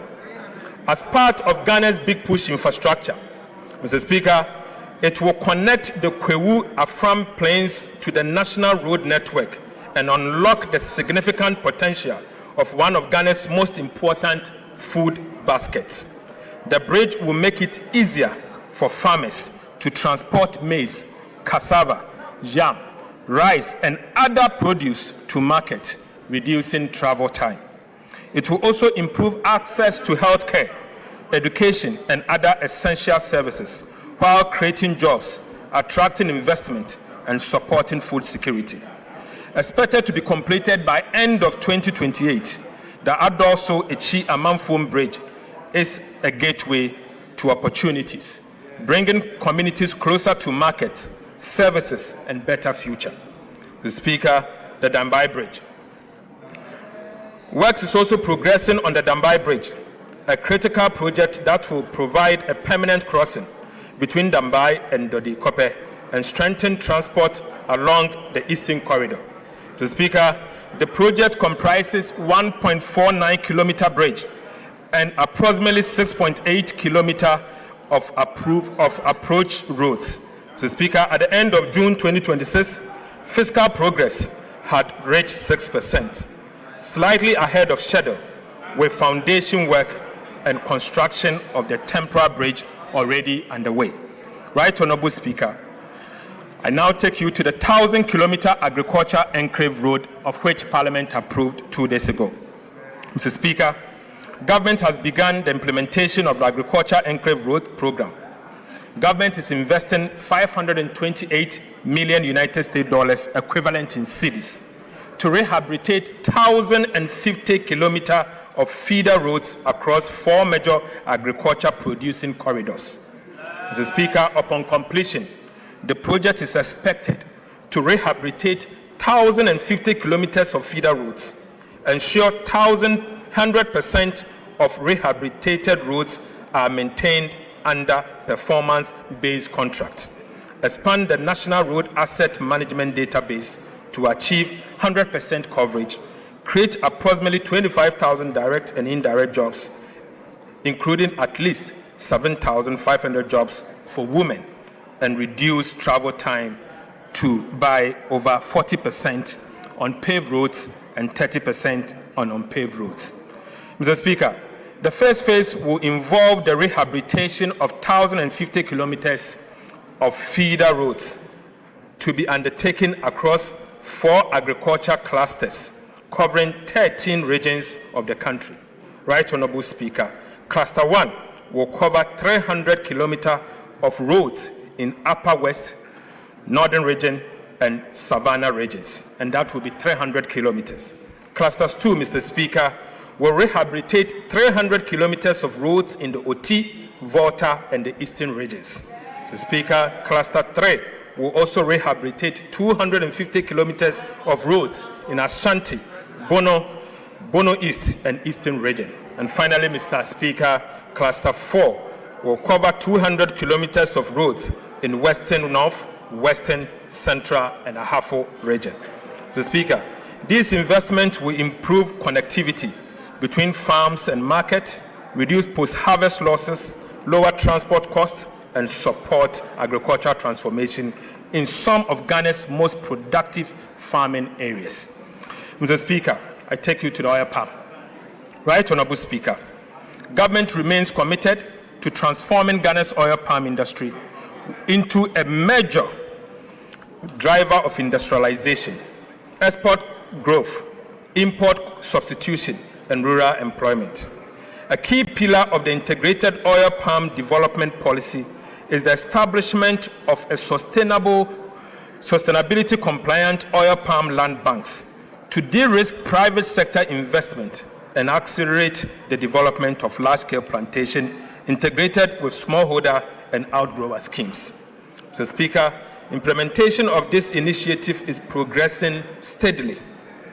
The Ministry of Land and Natural Resources, working in collaboration with the private sector, and other relevant institutions have reviewed over 270,000 hectares of land in the Western region. Right Honorable Speaker, drone survey have been completed on over 117,000 hectares, whilst 46,000 hectares have been selected for detailed land use change analysis. To date, assessment has been completed on 16,000 hectares, of which approximately 10,780 hectares have been identified as suitable for sustainable oil palm development. Right Honorable Speaker, these areas are now undergoing the required environmental, social, and sustainable assessment, including high conservation value, high carbon stock, and free, prior, and informed consent (FPIC) processes in line with the international standard. Mr. Speaker, similar mapping, land documentation activities have commenced in the Central region, with preparatory work underway in Eastern and Volta region. Based on the current assessment, Mr. Speaker, the Western region alone is expected to provide approximately 30,000 hectares of land for the first phase of the development. Mr. Speaker, as work expands nationwide, the land bank has the potential to exceed 100,000 hectares across Ghana's oil palm growing belt. Mr. Speaker, this initiative will unlock significant private sector investment, create over 250 direct and indirect jobs across the value chain, and strengthen smallholder participation, increase domestic crude oil palm production, reduce import dependency, and position Ghana as a leading hub for oil palm processing and exports. Mr. Speaker, government will continue to work with stakeholders to ensure that this program is implemented responsibly, sustainably, and in a manner that delivers lasting benefit to our communities and the national economy. Now listen, Mr. Speaker, government is also finalizing the $500 million United States dollars integrated oil palm development financing agreement with the World Bank for on-lending to the private sector for the development of large-scale commercial oil palm plantation. We expect to conclude and present it to this House by the end of this year. Right Honorable Speaker, we expect to bring it for approval by the end of this year.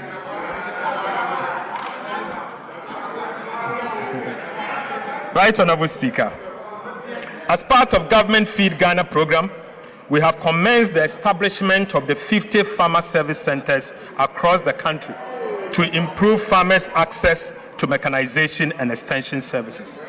To support this initiative, government has deposited 551 million Ghana cedis into an escrow account at the Bank of Ghana to establish the letters of credit for the procurement of 1,840 units of agricultural machineries and equipment. These include tractors, trailers, power tillers, plows, cultivators, seed drills, sprayers, fertilizer spreaders, and combine harvesters, which will significantly improve farm productivity, reduce production costs, and enhance food security. Mr. Speaker, cocoa sector reforms. Right Honorable Speaker, the cocoa sector remains a cornerstone of Ghana's economy. Mr. Speaker, Ghana is serving as a major source of export earnings and livelihood for millions of Ghanaians, particularly in rural Ghana. Mr. Speaker, since the enactment of the Ghana Cocoa Board Act 1984, PNDC Law 81, the Ghana cocoa industry has undergone significant transformation. To modernize the governance and financing of the sector, government will submit a new Cocoa Board Bill to Parliament to repeal and replace the Ghana Cocoa Board Act 1984, PNDC Law 81. Mr. Speaker, the proposed legislation will introduce a new producer pricing mechanism that aligns producer price with movement in international cocoa price, exchange rate development, and other relevant market conditions. We will also guarantee the cocoa farmer not less than 70% of gross free on board price. Mr. Speaker, we will also seek to establish a new financing framework for cocoa purchases and related operations and restore the long-term financial sustainability and operational efficiency of Ghana Cocoa Board. The bill will also ensure that not less than 50% of cocoa beans produced in Ghana is processed here in Ghana. Mr. Speaker, we will also restrain Ghana Cocoa Board from taking part in quasi-fiscal activities. Right Honorable Speaker, Mr. Speaker, these reforms will place Ghana's cocoa sector on a stronger financial footing, improve returns to cocoa farmer, ensure value addition, and position the industry for sustainable long-term growth. Mr. Speaker, I now take you to transforming secondary education and eliminating the double track. Mr. Speaker, the government of Ghana the education remains one of the most powerful investments we can make in the future of our country. Government is therefore taking bold steps to transform secondary education through a $300 million United States dollar World Bank financing. Mr. Speaker, under this $300 million United States dollar World Bank financing initiative, government will undertake 210 major infrastructure interventions across the country. These include, Mr. Speaker, we are building 10 new secondary schools. Right Honorable Speaker, we will rehabilitate 150 secondary schools. Mr. Speaker, we are upgrading 30 Category C secondary schools to become a Category B school. Mr. Speaker, aside, we are also upgrading 20 Category B schools to be part of Category A. Mr. Speaker, we are also going to procure furniture to support these schools that we are upgrading and ensure that every school child going to any of our secondary schools benefits from textbooks free of charge. Mr. Speaker, 10 new secondary schools will be strategically distributed to improve access in the underserved areas. One new school each will be constructed in Western North, Greater Accra, Volta, Oti, Northern, Upper East, Upper West, Savannah, and Central Region. Mr. Speaker, upon completion, the project is expected to benefit about 2.3 million students, over 100,000 teachers, and about 2,000 school leaders across the country. The project will support government effort to eliminate the double track within 2 calendar years. Mr. Speaker, improved learning outcomes, particularly in mathematics and science, expand female participation in STEM and TVET education, and equip our young people with the digital, technical, and green skills required for the jobs of the future. Mr. Speaker, I now take you to free primary health care. Right Honorable Speaker, government remains committed to ensuring that every Ghanaian has access to quality primary health care, regardless of income or location. Following the launch of the free primary health care policy in April 2026, the first phase of implementation is targeting 150 underserved districts across the country. Mr. Speaker, government has distributed more than 24,000 pieces of medical equipment to strengthen diagnostics, emergency, maternal, and neonatal care. Mr. Speaker, we have also deployed motorbikes, tricycles, and mobile outreach equipment to improve healthcare delivery in hard-to-reach communities. In addition, community screening for hypertension, diabetes, cancer, and other non-communicable diseases has been expanded, while the establishment of health kiosks, container-based health posts, and upgrading of existing primary health care facilities are underway. Women's Development Bank, Mr. Speaker. Right Honorable Speaker, government has made progress towards the establishment of the Women's Development Bank. On the 26th of January 2026, the bank was formally incorporated as WDB Ghana Limited. Mr. Speaker, following its incorporation, government applied to the Bank of Ghana for the requisite banking license to enable the bank commence operations. Mr. Speaker, in fulfillment of the capital requirement for licensing, the Ministry of Finance has deposited an amount of 400 million Ghana cedis into an account with the Bank of Ghana as the initial capital for the Women's Development Bank. Mr. Speaker, the Women's Development Bank is expected to commence full operations before the end of this year. Mr. Speaker, and I'll bring you to the conclusion. Right Honorable Speaker, in recent times, a narrative has emerged suggesting that this government is not spending enough. Mr. Speaker, nothing can be further from the truth.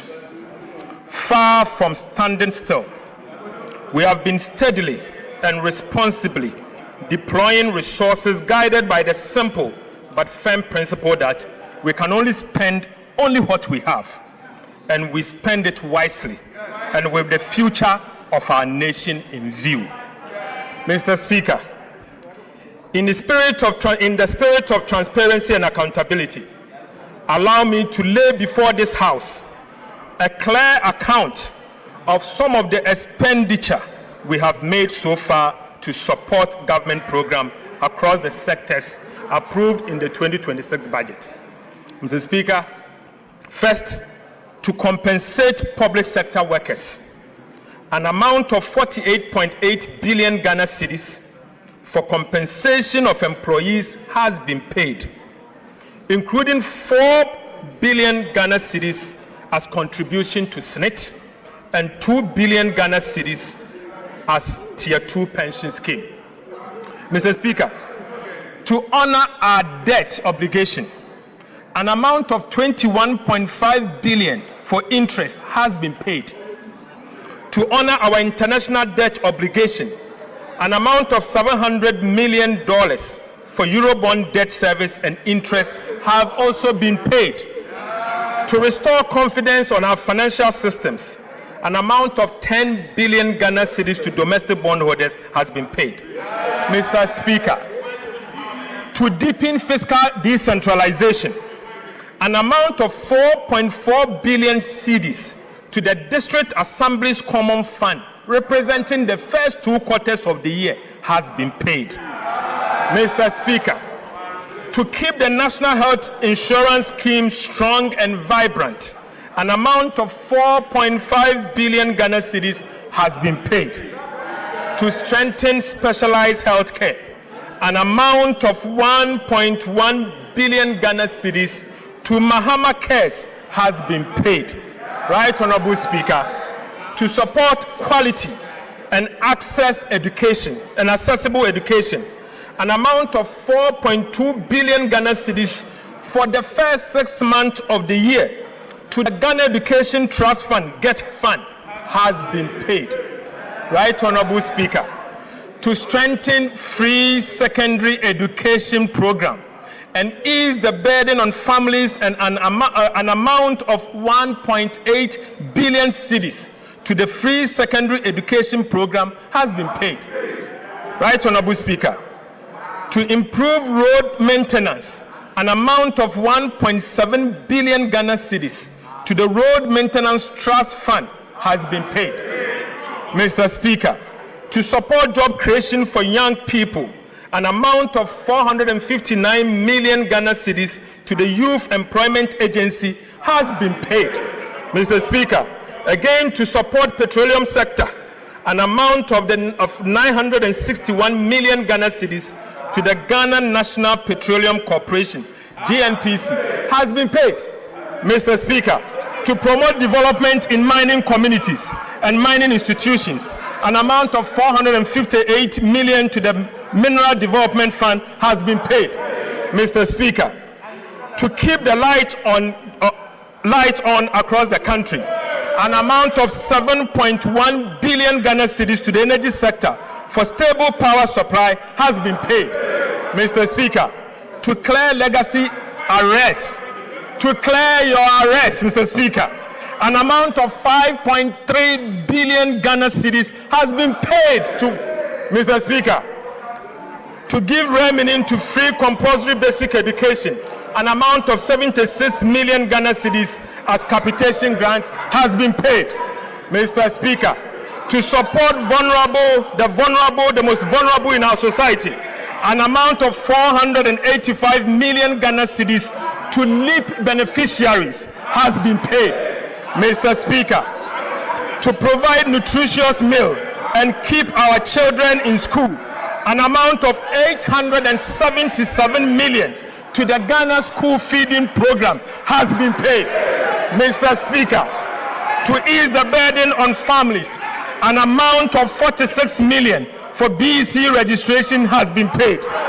Mr. Speaker, to remove financial barriers to tertiary education, an amount of 537 million for the no-fee stress policy has been paid. Right, Honorable Speaker, to support teachers, the teacher trainees, an amount of 104 million as teacher training allowance has been paid. Right, Honorable Speaker, to support nursing training, an amount of 144 million as nursing training allowance has been paid. Mr. Speaker, to strengthen grassroots governance, an amount of 93 million as assembly members allowance has been paid. Mr. Speaker, to promote skills development and entrepreneur, an amount of 45 million for the National Apprenticeship Program has been paid. Mr. Speaker, to support Ghana's participation in the 2026 FIFA World Cup, an amount of 58 million has been paid.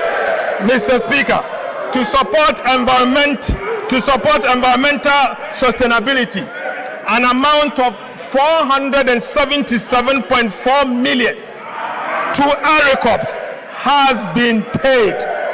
Mr. Speaker, in fulfillment of our campaign promise, an amount of 1.1 billion Ghana cedis to the Ministry of Food and Agriculture for flagship programs, including food buffer stock, fertilizers, certified seed distribution, Feed Ghana, irrigation infrastructure has been paid. Right, Honorable Speaker, to modernize agriculture through the establishment of the Farmer Service Center, an amount of 551 million into an escrow account for the establishment of a letter of credit has been paid. Right, Honorable Speaker, to support infrastructure development, an amount of 11.5 billion Ghana cedis as capital expenditure has been paid. Mr. Speaker, to improve road infrastructure, an amount of 6.5 billion Ghana cedis for the Big Push infrastructure program has been paid. Mr. Speaker, to support education delivery, an amount of 915 million for goods and services under the Ministry of Education, including sanitary pads, has been paid. Mr. Speaker, to ensure smooth and effective functioning of government, an amount of 7.9 billion Ghana cedis for goods and services have been paid. Right, Honorable Speaker, to protect our rivers, forest reserves, and agricultural lands against the Galamsey menace, an amount of 16 million to the National Anti-Illegal Mining Operations Secretariat, NIMOS, has been paid. Mr. Speaker, permit me to end where I began, not with numbers, but with reflection. Mr. Speaker, permit me to end where I began, not with a number, but with a reflection. Right, Honorable Speaker, before this administration took office, this country stood at the edge of an economic cliff. the cedi was in free fall. Inflation has raised 50%. Our sovereign debt rated junk. Our access to the world capital market had been cut off. And for the 17th time in our history, Ghana turned to the IMF for a bailout. Mr. Speaker, that was the Ghana we inherited. Today, inflation stands at 5.3%. Our currency, the Ghana cedi, has stabilized. Economic growth is above 6% and broad-based. Our debt to GDP is now 45%, years ahead of schedule. The primary balance is in surplus, not in deficit. Interest rates have declined significantly, and Ghana has successfully completed the final review of the IMF bailout program. Mr. Speaker, we promised to move this economy from the emergency room to the wellness center. Mr. Speaker, we have kept that promise. Mr. Speaker, I give this House my firm assurance this economy will never return to the emergency room under our watch. Right, Honorable Speaker? I want to give this House my firm assurance that this economy will never return to the emergency room under our watch. Mr. Speaker, let me be clear. These achievements do not belong to government. They belong to the people of Ghana. Behind every number in this statement is the sacrifice of an ordinary Ghanaian. The pensioner who accepted painful and crude haircuts on a lifetime savings. The bank and businesses that absorbed extraordinary losses and costs. Millions of citizens who endured difficult adjustments so that their country could recover. And the market trader, the nurse, the teacher, the entrepreneur, and the young graduate who lived through some of the hardest months in our recent history and never gave up on his country. Mr. Speaker, stabilization was not won in this chamber alone. It was won in homes, on farms, in workshops, in marketplaces, and through the patience and resilience of the Ghanaian people. This administration will never take that sacrifice for granted. Mr. Speaker, we know that inflation alone does not refill an empty pot.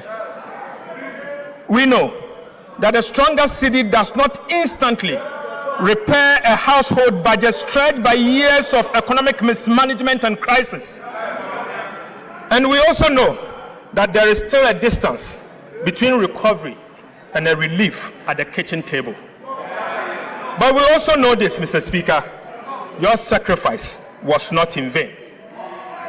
It secures something priceless, a firm foundation for our dear country. And on that foundation, we will build the Ghana we want. Mr. Speaker, to every Ghanaian who endured, to the market woman in Kejitia, the farmer in Busunu, the teacher in Wa, the entrepreneur in still searching for the opportunity they deserve, I say, on behalf of His Excellency President Mahama, thank you. Your sacrifice is the reason Ghana is standing today. Your future is the reason we refuse to stop here. Mr. Speaker, let me now speak the hard truth that discipline demands. Right, Honorable Speaker, stability is not a trophy to be worn once and displayed forever. It is a garden. It must be tended every single day or we lose it. Ghana has traveled this road before, we have stabilized, celebrated, relaxed, and unfortunately relapsed. 17 times we turned to the IMF for a bailout. We are determined that the 17th time shall be the last. But that determination cannot rest on the shoulders of the government alone. This is my call to every Ghanaian. The gains we have secured are national gains. They demand a national commitment to protect them. Mr. Speaker, it means paying your taxes so that our schools, hospitals, roads are financed increasingly from our own resources, rather than by unsustainable borrowings.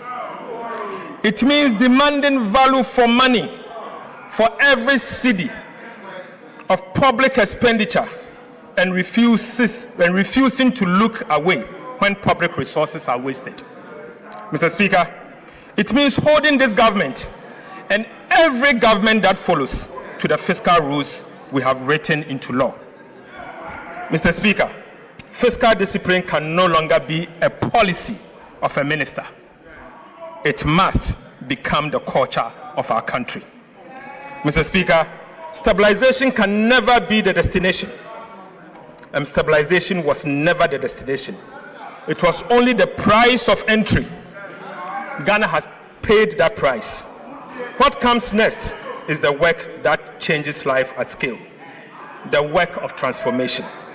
Through the new economy that His Excellency President Mahama will unveil, we will build an economy that does not merely withstand shocks, but create jobs, generate wealth, and grow on the strength of what Ghana produces.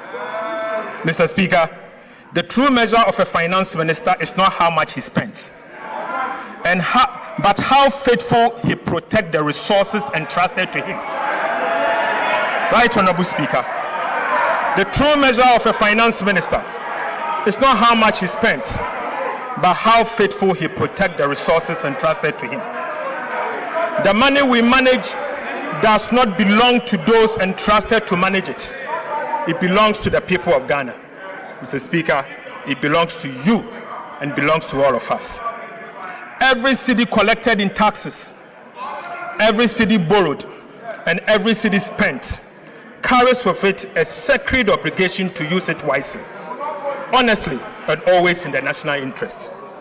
My assurance to this House and to every Ghanaian is simple: your money is safe. Your money is safe.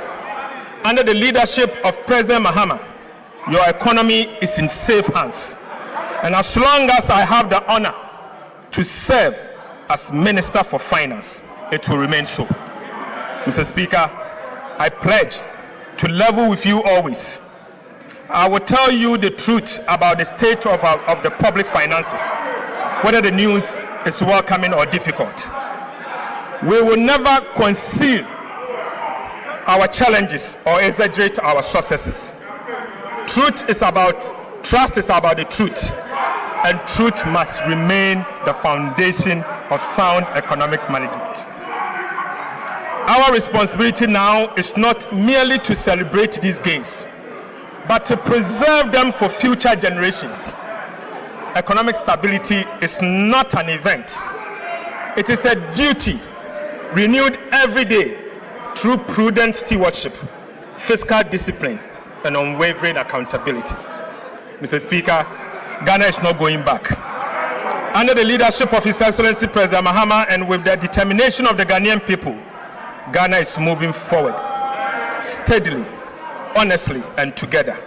Mr. Speaker, with these remarks, I respectfully submit the 2026 mid-year fiscal policy review of the budget statement and economic policy of government to this House for consideration.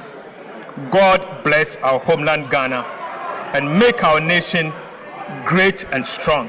Mr. Speaker, I thank you.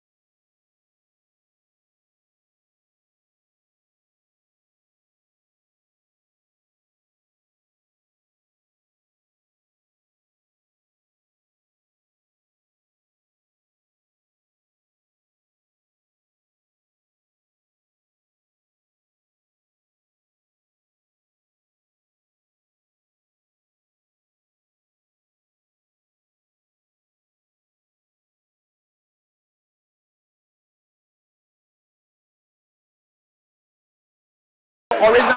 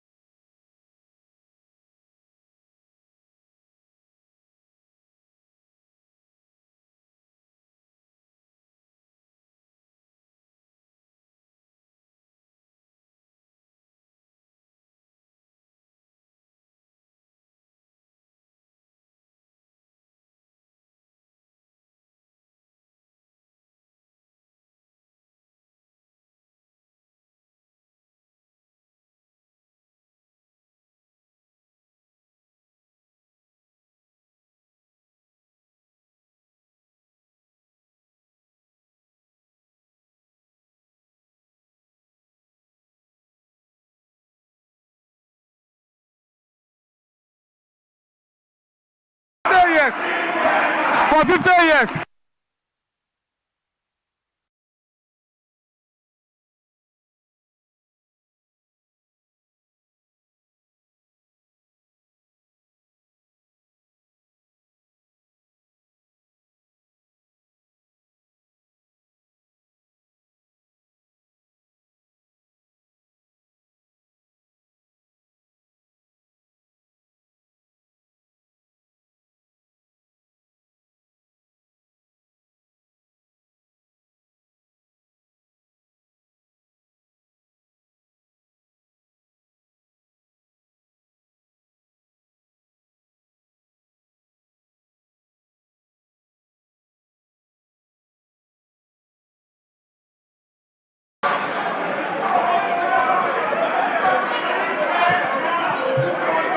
Honourable members, I think we can continue. Honourable members,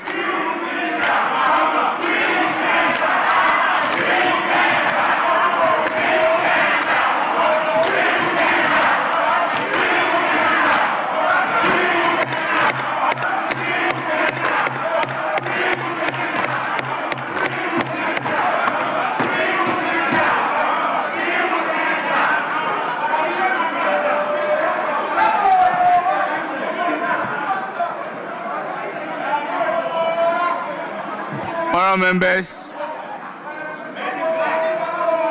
that is the mid-year review of the budget statement and economic policy of the government of the Republic of Ghana for the 2026 fiscal year, ably presented by the Minister responsible for finance. Honourable Minority Leader.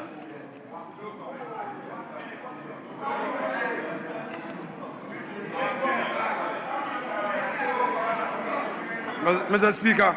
Honourable members will listen to each other in silence.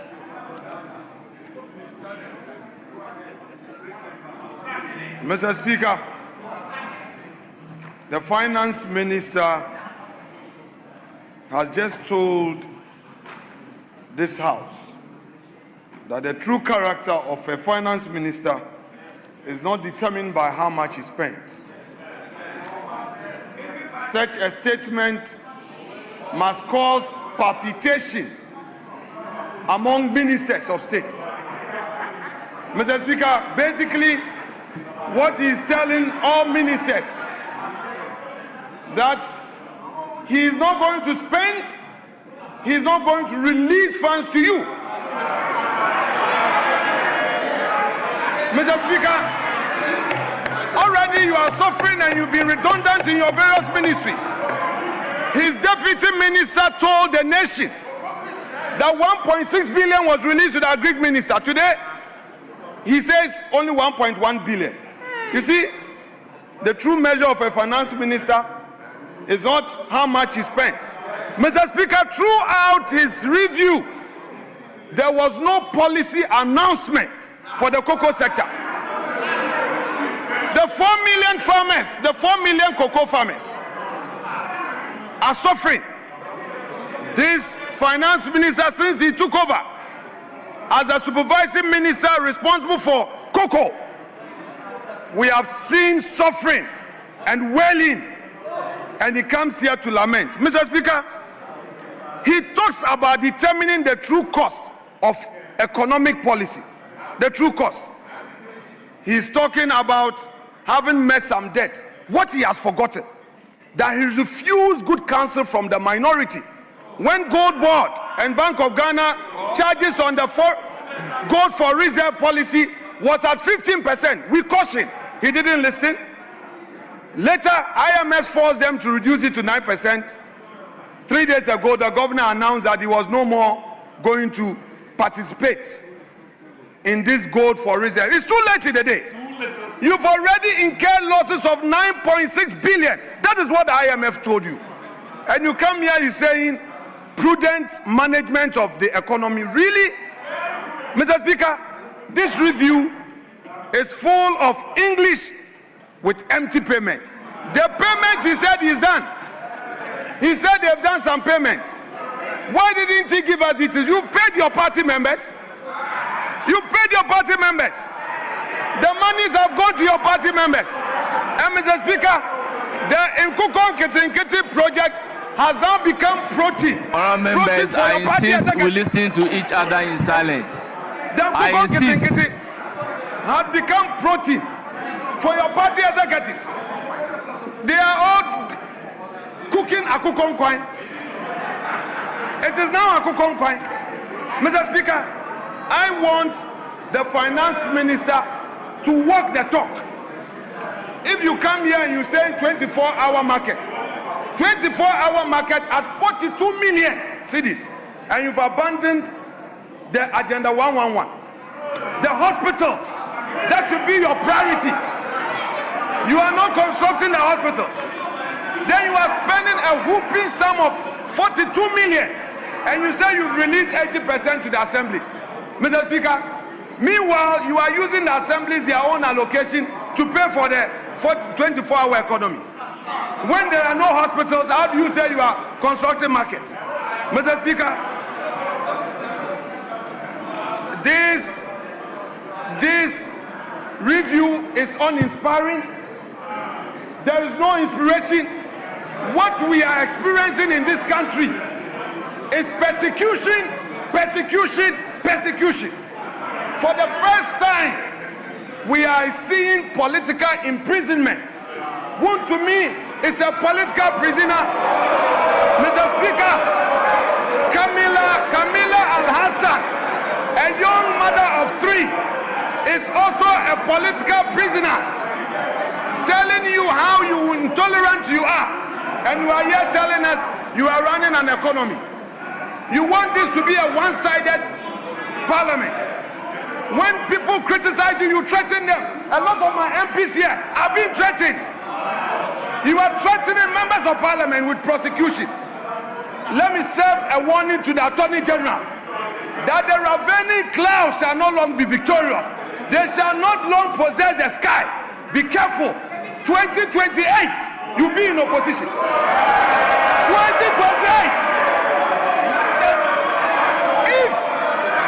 If you are not careful, Mr. Speaker, if you don't stop now, you will go and meet be there and want to be out and you go in. So I'm advising you, let us all be measured. We welcome the reforms by the finance minister, and for the first time he did something patriotic by acknowledging the digitalization reforms we introduced in government payments. Today he has acknowledged it. Mr. Speaker, we commend you for acknowledging MPP. We commend you, but you can do better. Tell your government to free all political prisoners. Dr. Ato Forson, tell your government to free all political prisoners. Wound to me deserve justice. Camilla Al-Hassan deserve justice. The MPs behind me that you have lined them up for persecution. Listen, you can decide to imprison every MP. It will not shut us down. We will criticize you. We will hold your feet to account, and we'll make sure you account for every city you spend. But you know what? The good news is that you are on your way to opposition. You are on your way to opposition. So you should begin thinking. You should begin thinking deep. Because the Insawam cells, Insawam prison will not be locked up. It will open widely for you. It will swallow many of you. From what we are seeing in public procurement, your situation will be worse. So be careful, those of you who are comfortable. And finally, you claim you want a third term. Third term? Third term. You are not performing. You say third term.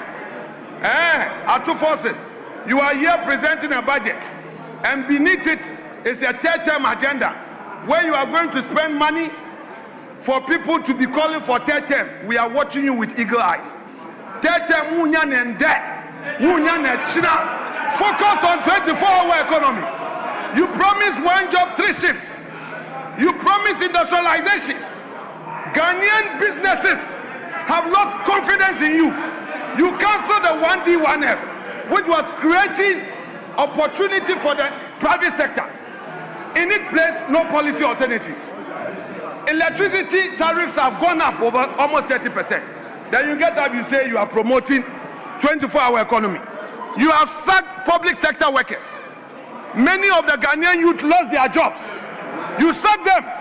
Today you are here. Instead of promising to restore them into their rightful places in the job market, you are not doing so. Then you come, you say we should praise you. Who is going to praise you? If you don't pay and you are holding the money and then you are there tightening belt and only paying your party members, then we should praise you. We are not interested in the books. We are interested in the economy in our pockets. People are suffering, Mr. Speaker. People need jobs. Your youth, even your MPs, they are praising you here. A lot of them are hungry. Your backbenchers, they can't go back home. Your backbenchers. And you hear, you say we should praise you. We will not praise you. It is the same old story. Asem Dadana, Mrs. Sai, Mrs. Sai, again, Asem Dadana, Mr. Speaker, I rest my case.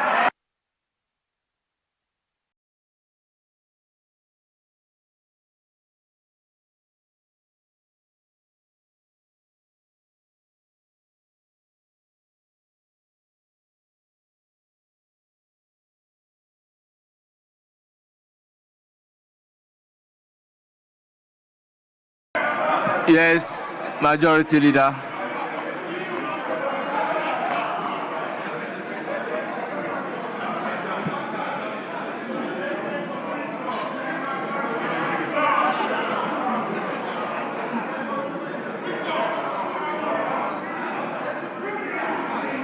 Mr. Speaker. Honorable members, let's listen to each other in silence. I insist that we listen to each other in silence. Yes, Majority Leader. Thank you very much, Mr. Speaker.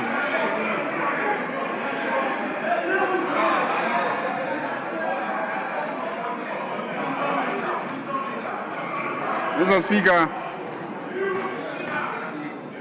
let me, on behalf of the House, thank the Finance Minister for presenting a mid-year review of the budget, which this House approved and authorized him to execute.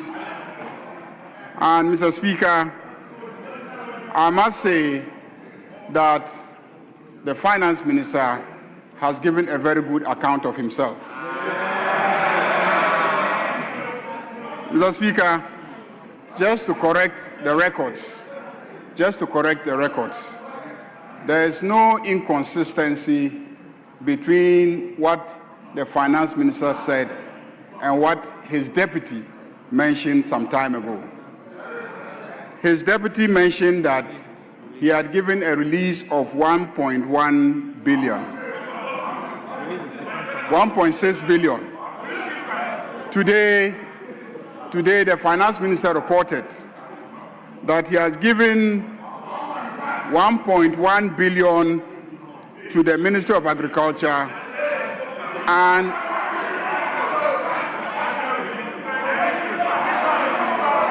that is payment.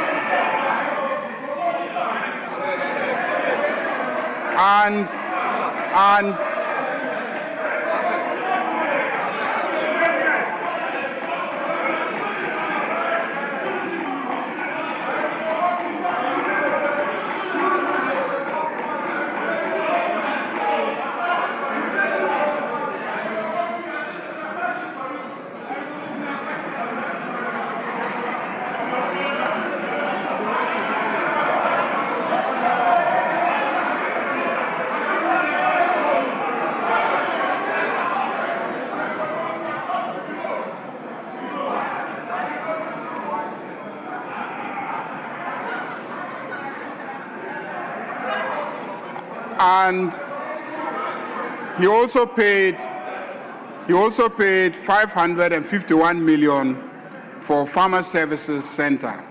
If you put the two together, that's 1.6. That's one. It was presented. You see, the good thing about this mid-year report. The good thing about this mid-year report.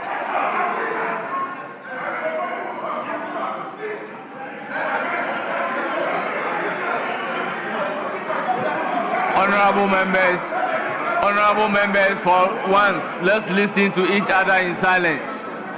Honorable members, please. The good thing about this report is that it was presented live on national television. Everybody was watching and they saw the figures projected.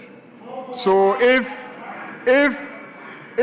the minority leader engages in a slip of tongue, it is important for me to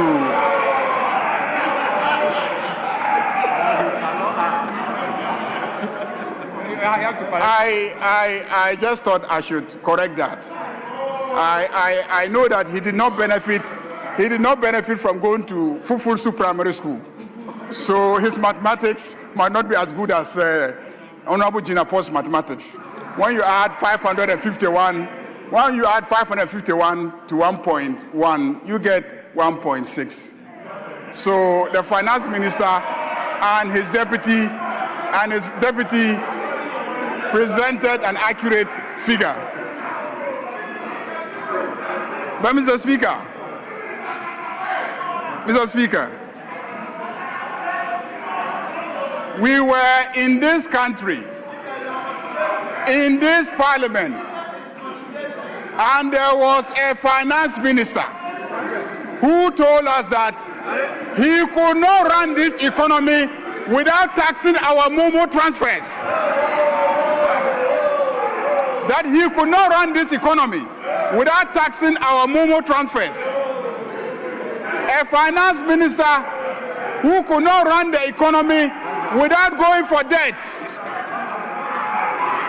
Today, we have a finance minister who has abolished all those taxes, and yet he is successfully managing our economy. We have a finance minister who is not borrowing recklessly, but is successfully managing our economy.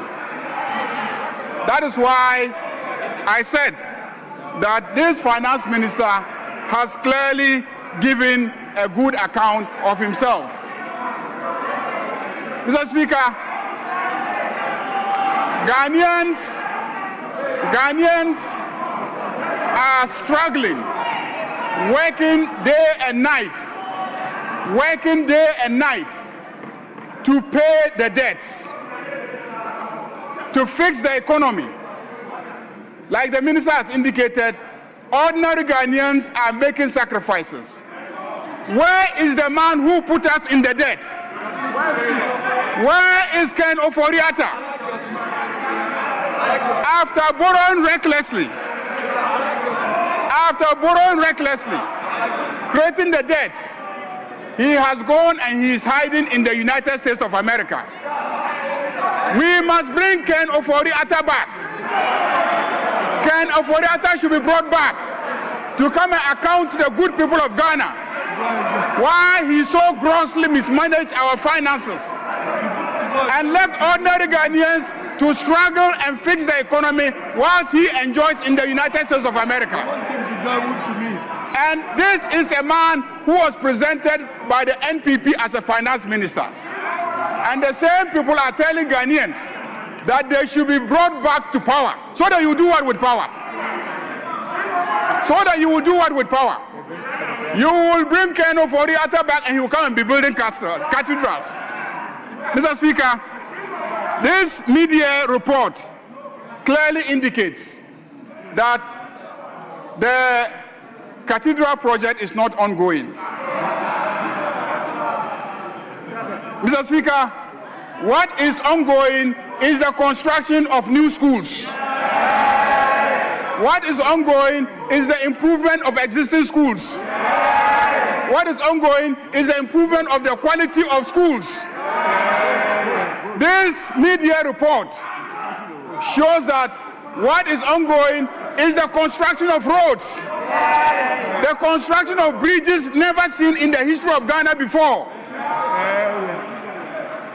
Mr. Speaker, this finance minister has indeed given a good account of himself. And that is why this House must commend him highly. Mr. Speaker, clearly, under this finance minister, Ghana is working again.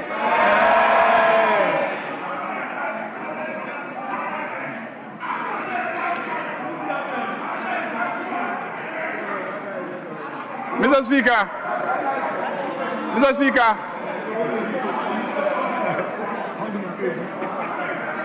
I believe that with Dr. Ato Forson managing our economy, we can all go to sleep with two eyes closed because he will deliver. Mr. Speaker, as for the issues that my friends in the minority have raised, I am surprised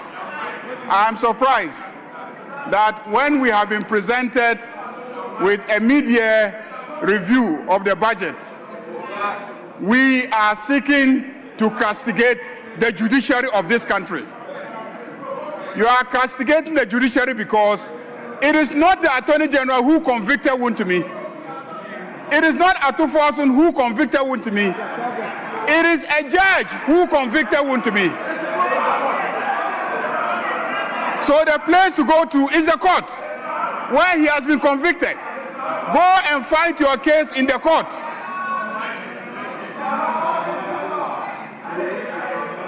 I have full confidence in the judiciary. And I know that if you go there and you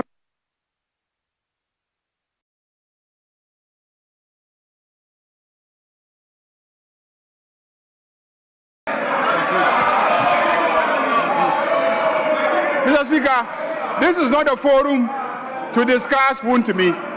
it won't be fair to Wontemi for us to make him the subject matter of debate.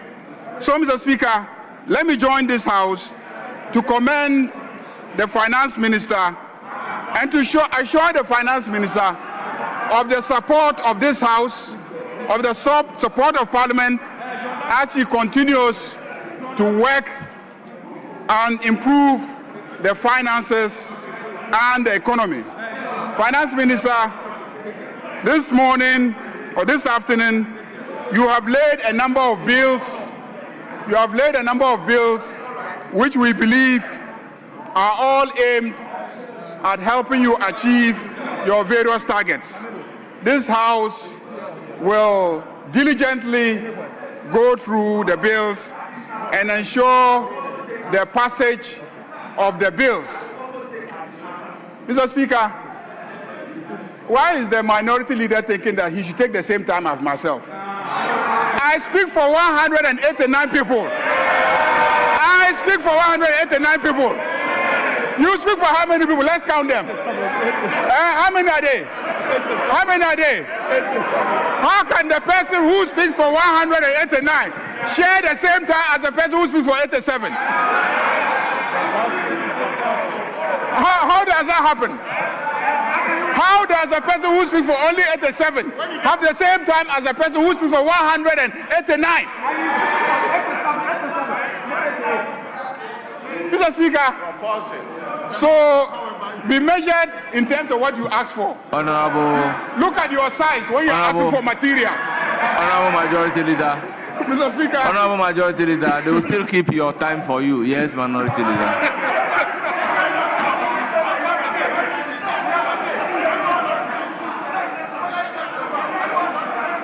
Yes, Minority Leader.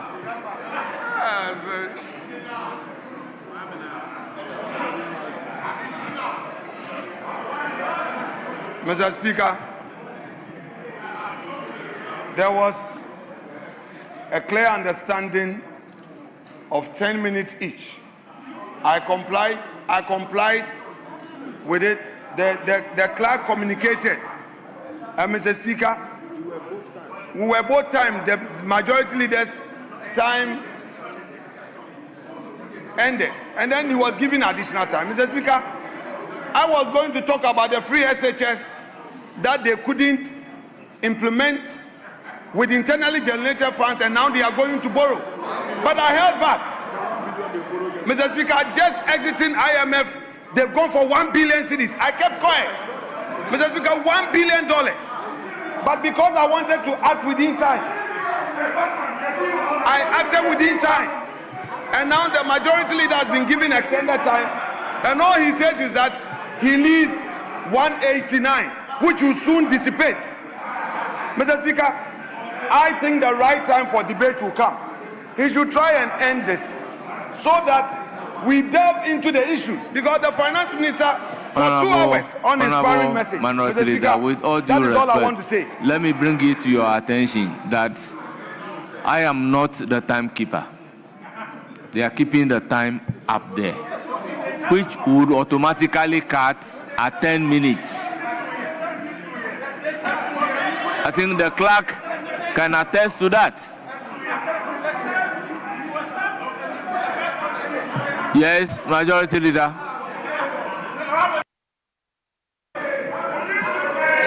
Mr. Speaker,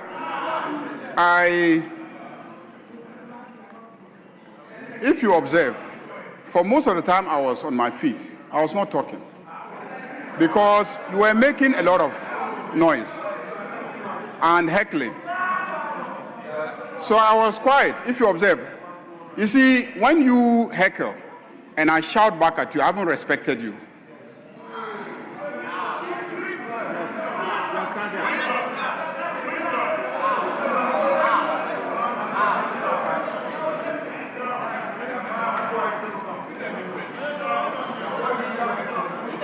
The reason is that there's a proverb among my people, but I will not use that proverb.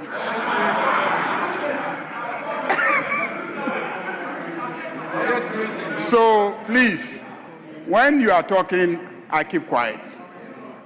because I respect you. I have to listen to you. If you are talking across and I'm also talking across, we are not listening to each other. And the children who are watching from home will be learning a very bad lesson.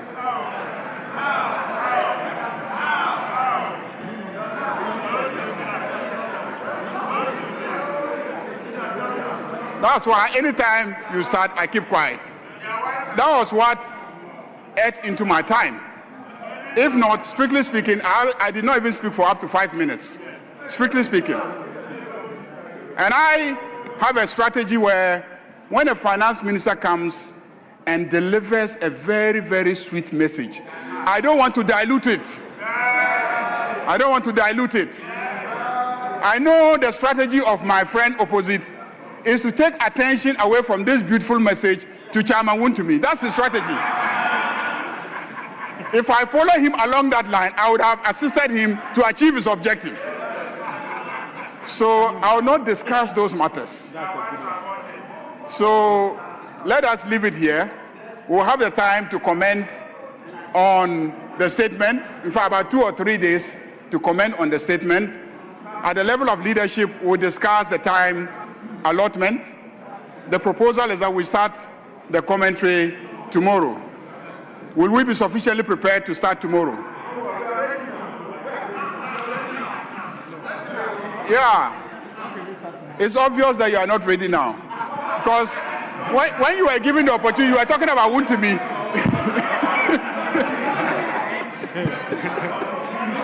When you were given the opportunity, you were talking about Wontumi instead of the media statement. So you are clearly not yet ready. So we'll make copies available to you. When you read that, you might see that it has nothing to do with Wontumi. So, Mr. Speaker, I thank you very much.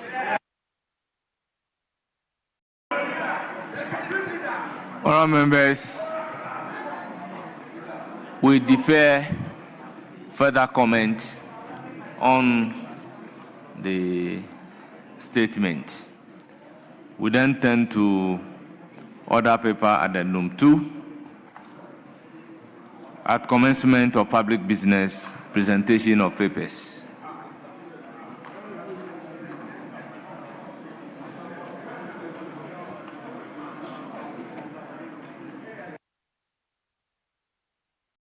Yes. Yes, we are now coming to do presentation of those papers. Yes, Manuel. Mr. Speaker, with respect, just for your guidance, the statement that the finance minister... Yeah, the statement has been duly laid. Yeah, no, Mr. Speaker, where he first laid it, Mr. Speaker, there is a particular spot where such important public documents are laid. Mr. Speaker, I am interested in when it was laid. Where it has shifted to, I'm not interested. Mr. Speaker, it is curious to find that the government MPs are going out now, and they are not even in white, because they find the statement uninspiring. The last time they came in white, and now all of them are running away. You see, Mr. Speaker, all of them are going out. I said it. All of them are leaving. They are not even well attired in their usual white, because there's no inspiration. If you see the mixture of dresses, multicolored dresses, there is no white, no inspiration. They are all leaving. The budget is empty. They are all leaving, Mr. Speaker. With all due respect, the table is the table of the House, and it's very long. The clerk is in charge.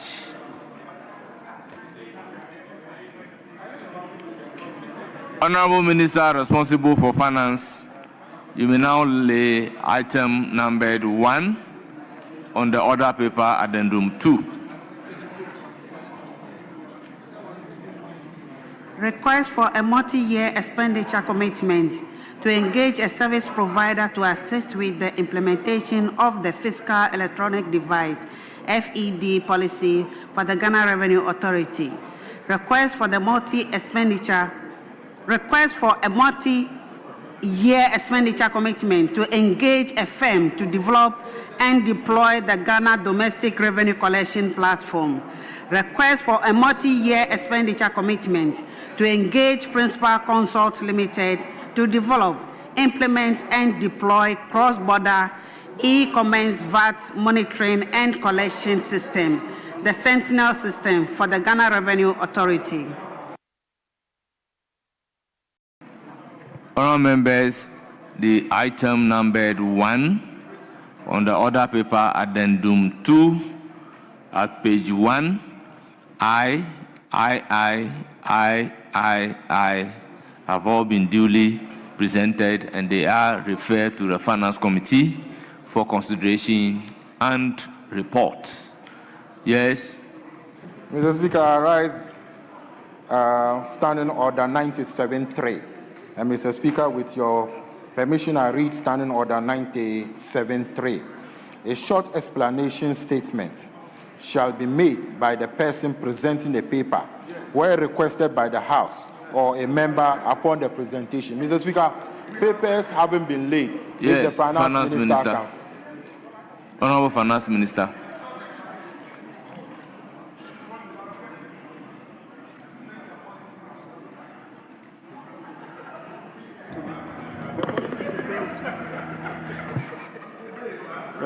Right, Honourable Speaker. The rationale were presented as part of the media review, and I just completed the presentation to the House in detail. Each one of them, I spent over 10 minutes to explain each of them in the media review.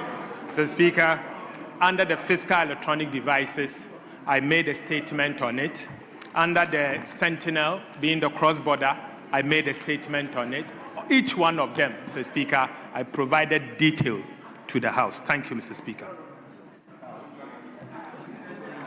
Yes, Honourable Habib. Mr. Speaker, the Finance Minister is a senior person in this chamber. At the time you were reading the statement, you were not laying any paper. So any explanation on the statement that you read was not part of the procedure of this House. Now you are laying a paper, and it is within our standing orders in 97.3. You were reading the statement under 91. So you should do the needful, but you cannot refer us to the statement that you have made. In fact, we were not listening because it was boring. Honourable Deputy Whip, by what standard are you measuring the explanation given by the Finance Minister? Mr. Speaker, he didn't explain. The rule says Mr. Speaker, he didn't explain. He only said explanation. The rules says you give a short explanation, and that is the short explanation. So the requirement of the rules have been met. Mr. Speaker, with respect, he didn't explain. He only said in his statement. He explained it in his statement. Yes. And in his statement, he was not laying any paper. He's laying the paper now, so he should give the explanation. But that is the explanation he has given, making reference to his presentation. Yes, Majority Leader. Mr. Speaker, the same order 97.3 says a short explanatory statement may be made by the person presenting a paper where requested by the House or a member upon the presentation. 2 earlier on says, if so desired by the person presenting a paper, a short explanatory statement may be made by the person upon the presentation of the paper. This person has already made a statement. He made a statement, and then immediately he finished making the statement, has laid papers pursuant to the statement that he has made. So I don't think that there is much to delay us in this.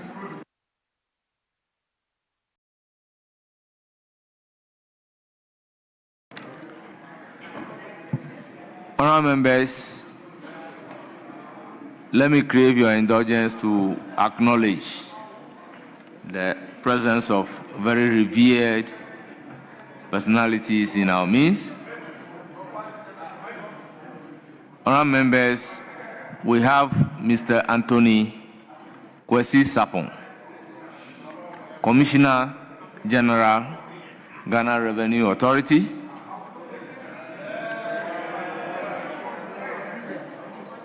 We have Honorable Alexander Adomako Mensah, Commissioner Support Services. We have Dr. Martin Kobil Yamboriga, Commissioner Domestic Tax Revenue Division. We also have Mr. Aaron Kano, Commissioner Customs Division. And we have Controller and Accountant General, Mr. Kwesi Ajay, in our midst.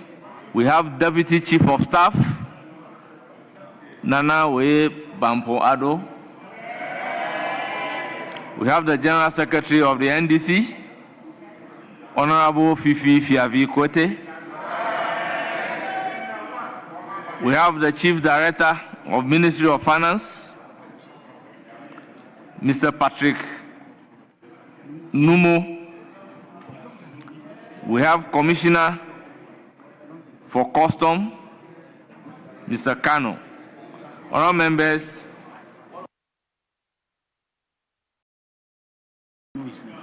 we have the Governor of the Bank of Ghana, Dr. Johnson Esiama.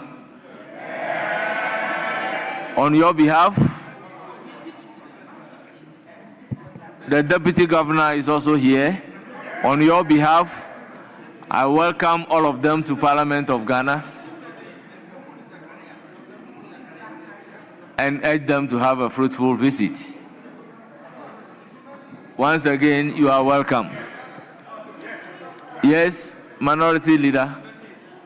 Mr. Speaker, I'm concerned about what you just said, that these appointees who accompany the finance minister into this chamber are our guests. These are non-ministerial appointees. They said a lean government. Look at all the appointments they've made. Mr. Speaker, is this a lean government? And Mr. Speaker, when it got to the governor, your face changed. Mr. Speaker, when it got to mention the governor's name, your face changed. You were full of smiles. What is it that you know that we don't know, Mr. Speaker? Honorable Minority Leader, with all humility, on this occasion, you are completely out of order. Yes, Majority Leader, any indication? It started at 12, yes. So, Mr. Speaker, we started at 12. It started at 1, so we're not. Oh, Mr. Speaker, I move that. Oh, Mr. Speaker, what happened to the minority side? Mr. Speaker, what happened? Are you dazed? They are dazed by the statement. They are dazed by the statement. This message is so sweet. They are beginning to imagine how many more years they are going to stay in opposition. And how many more of their numbers will come to NDC in the next election if we continue to do these good things. So, Mr. Speaker, on that note, I move that this House adjourns till tomorrow at 12 noon. Thank you, Mr. Speaker. Yes, Minority Leader. Mr. Speaker, ordinarily, I have a duty to second a motion for adjournment, especially so when it's coming from the Majority Leader. But, Mr. Speaker, what's the time? It's 5:30 p.m. It is time to consider the motion on restoring the thousands who have been dismissed. Mr. Speaker, I will pray this House to continue debate on the motion, a motion that seeks to restore jobs. Thousands were fired through government directive. Mr. Speaker, the motion has been on the other paper for far too long. And the majority leader says we should adjourn. Mr. Speaker, he is the leader of government business. There are many youths who were denied opportunity to work. Some had worked since 2017, 2018, all the way to 2024. They've all been sacked to go and sit at home. Their families, these were breadwinners. And today it is clear that the minority is not being given the opportunity to conclude on this motion for this House to go into this matter. Mr. Speaker, it's unfortunate. Those people are still suffering and are unemployed. They are home. So, Mr. Speaker, Honorable Minority Leader, if the majority will you leader want to wants us move to the attend, motion and let me dismiss Mr. it? Speaker, if the majority leader wants us to leave here, Mr. Speaker, as for me, ordinarily, I will not support him. But, Mr. Speaker, I will reluctantly second it. Honourable members, motion move. Yes. Mr. Speaker, Honourable members. it is obvious that he wasn't ready to move the motion on behalf of the dismissed people.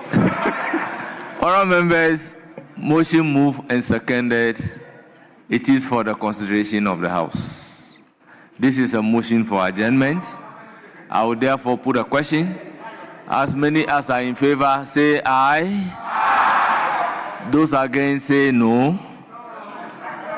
Honourable members, the ayes have it. The motion is adopted.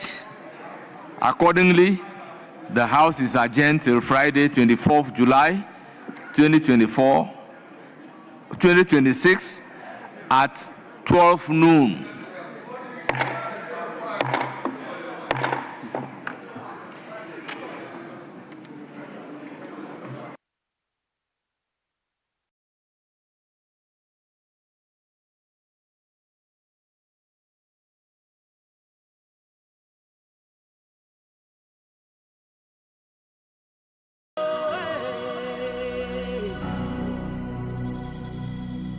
I go.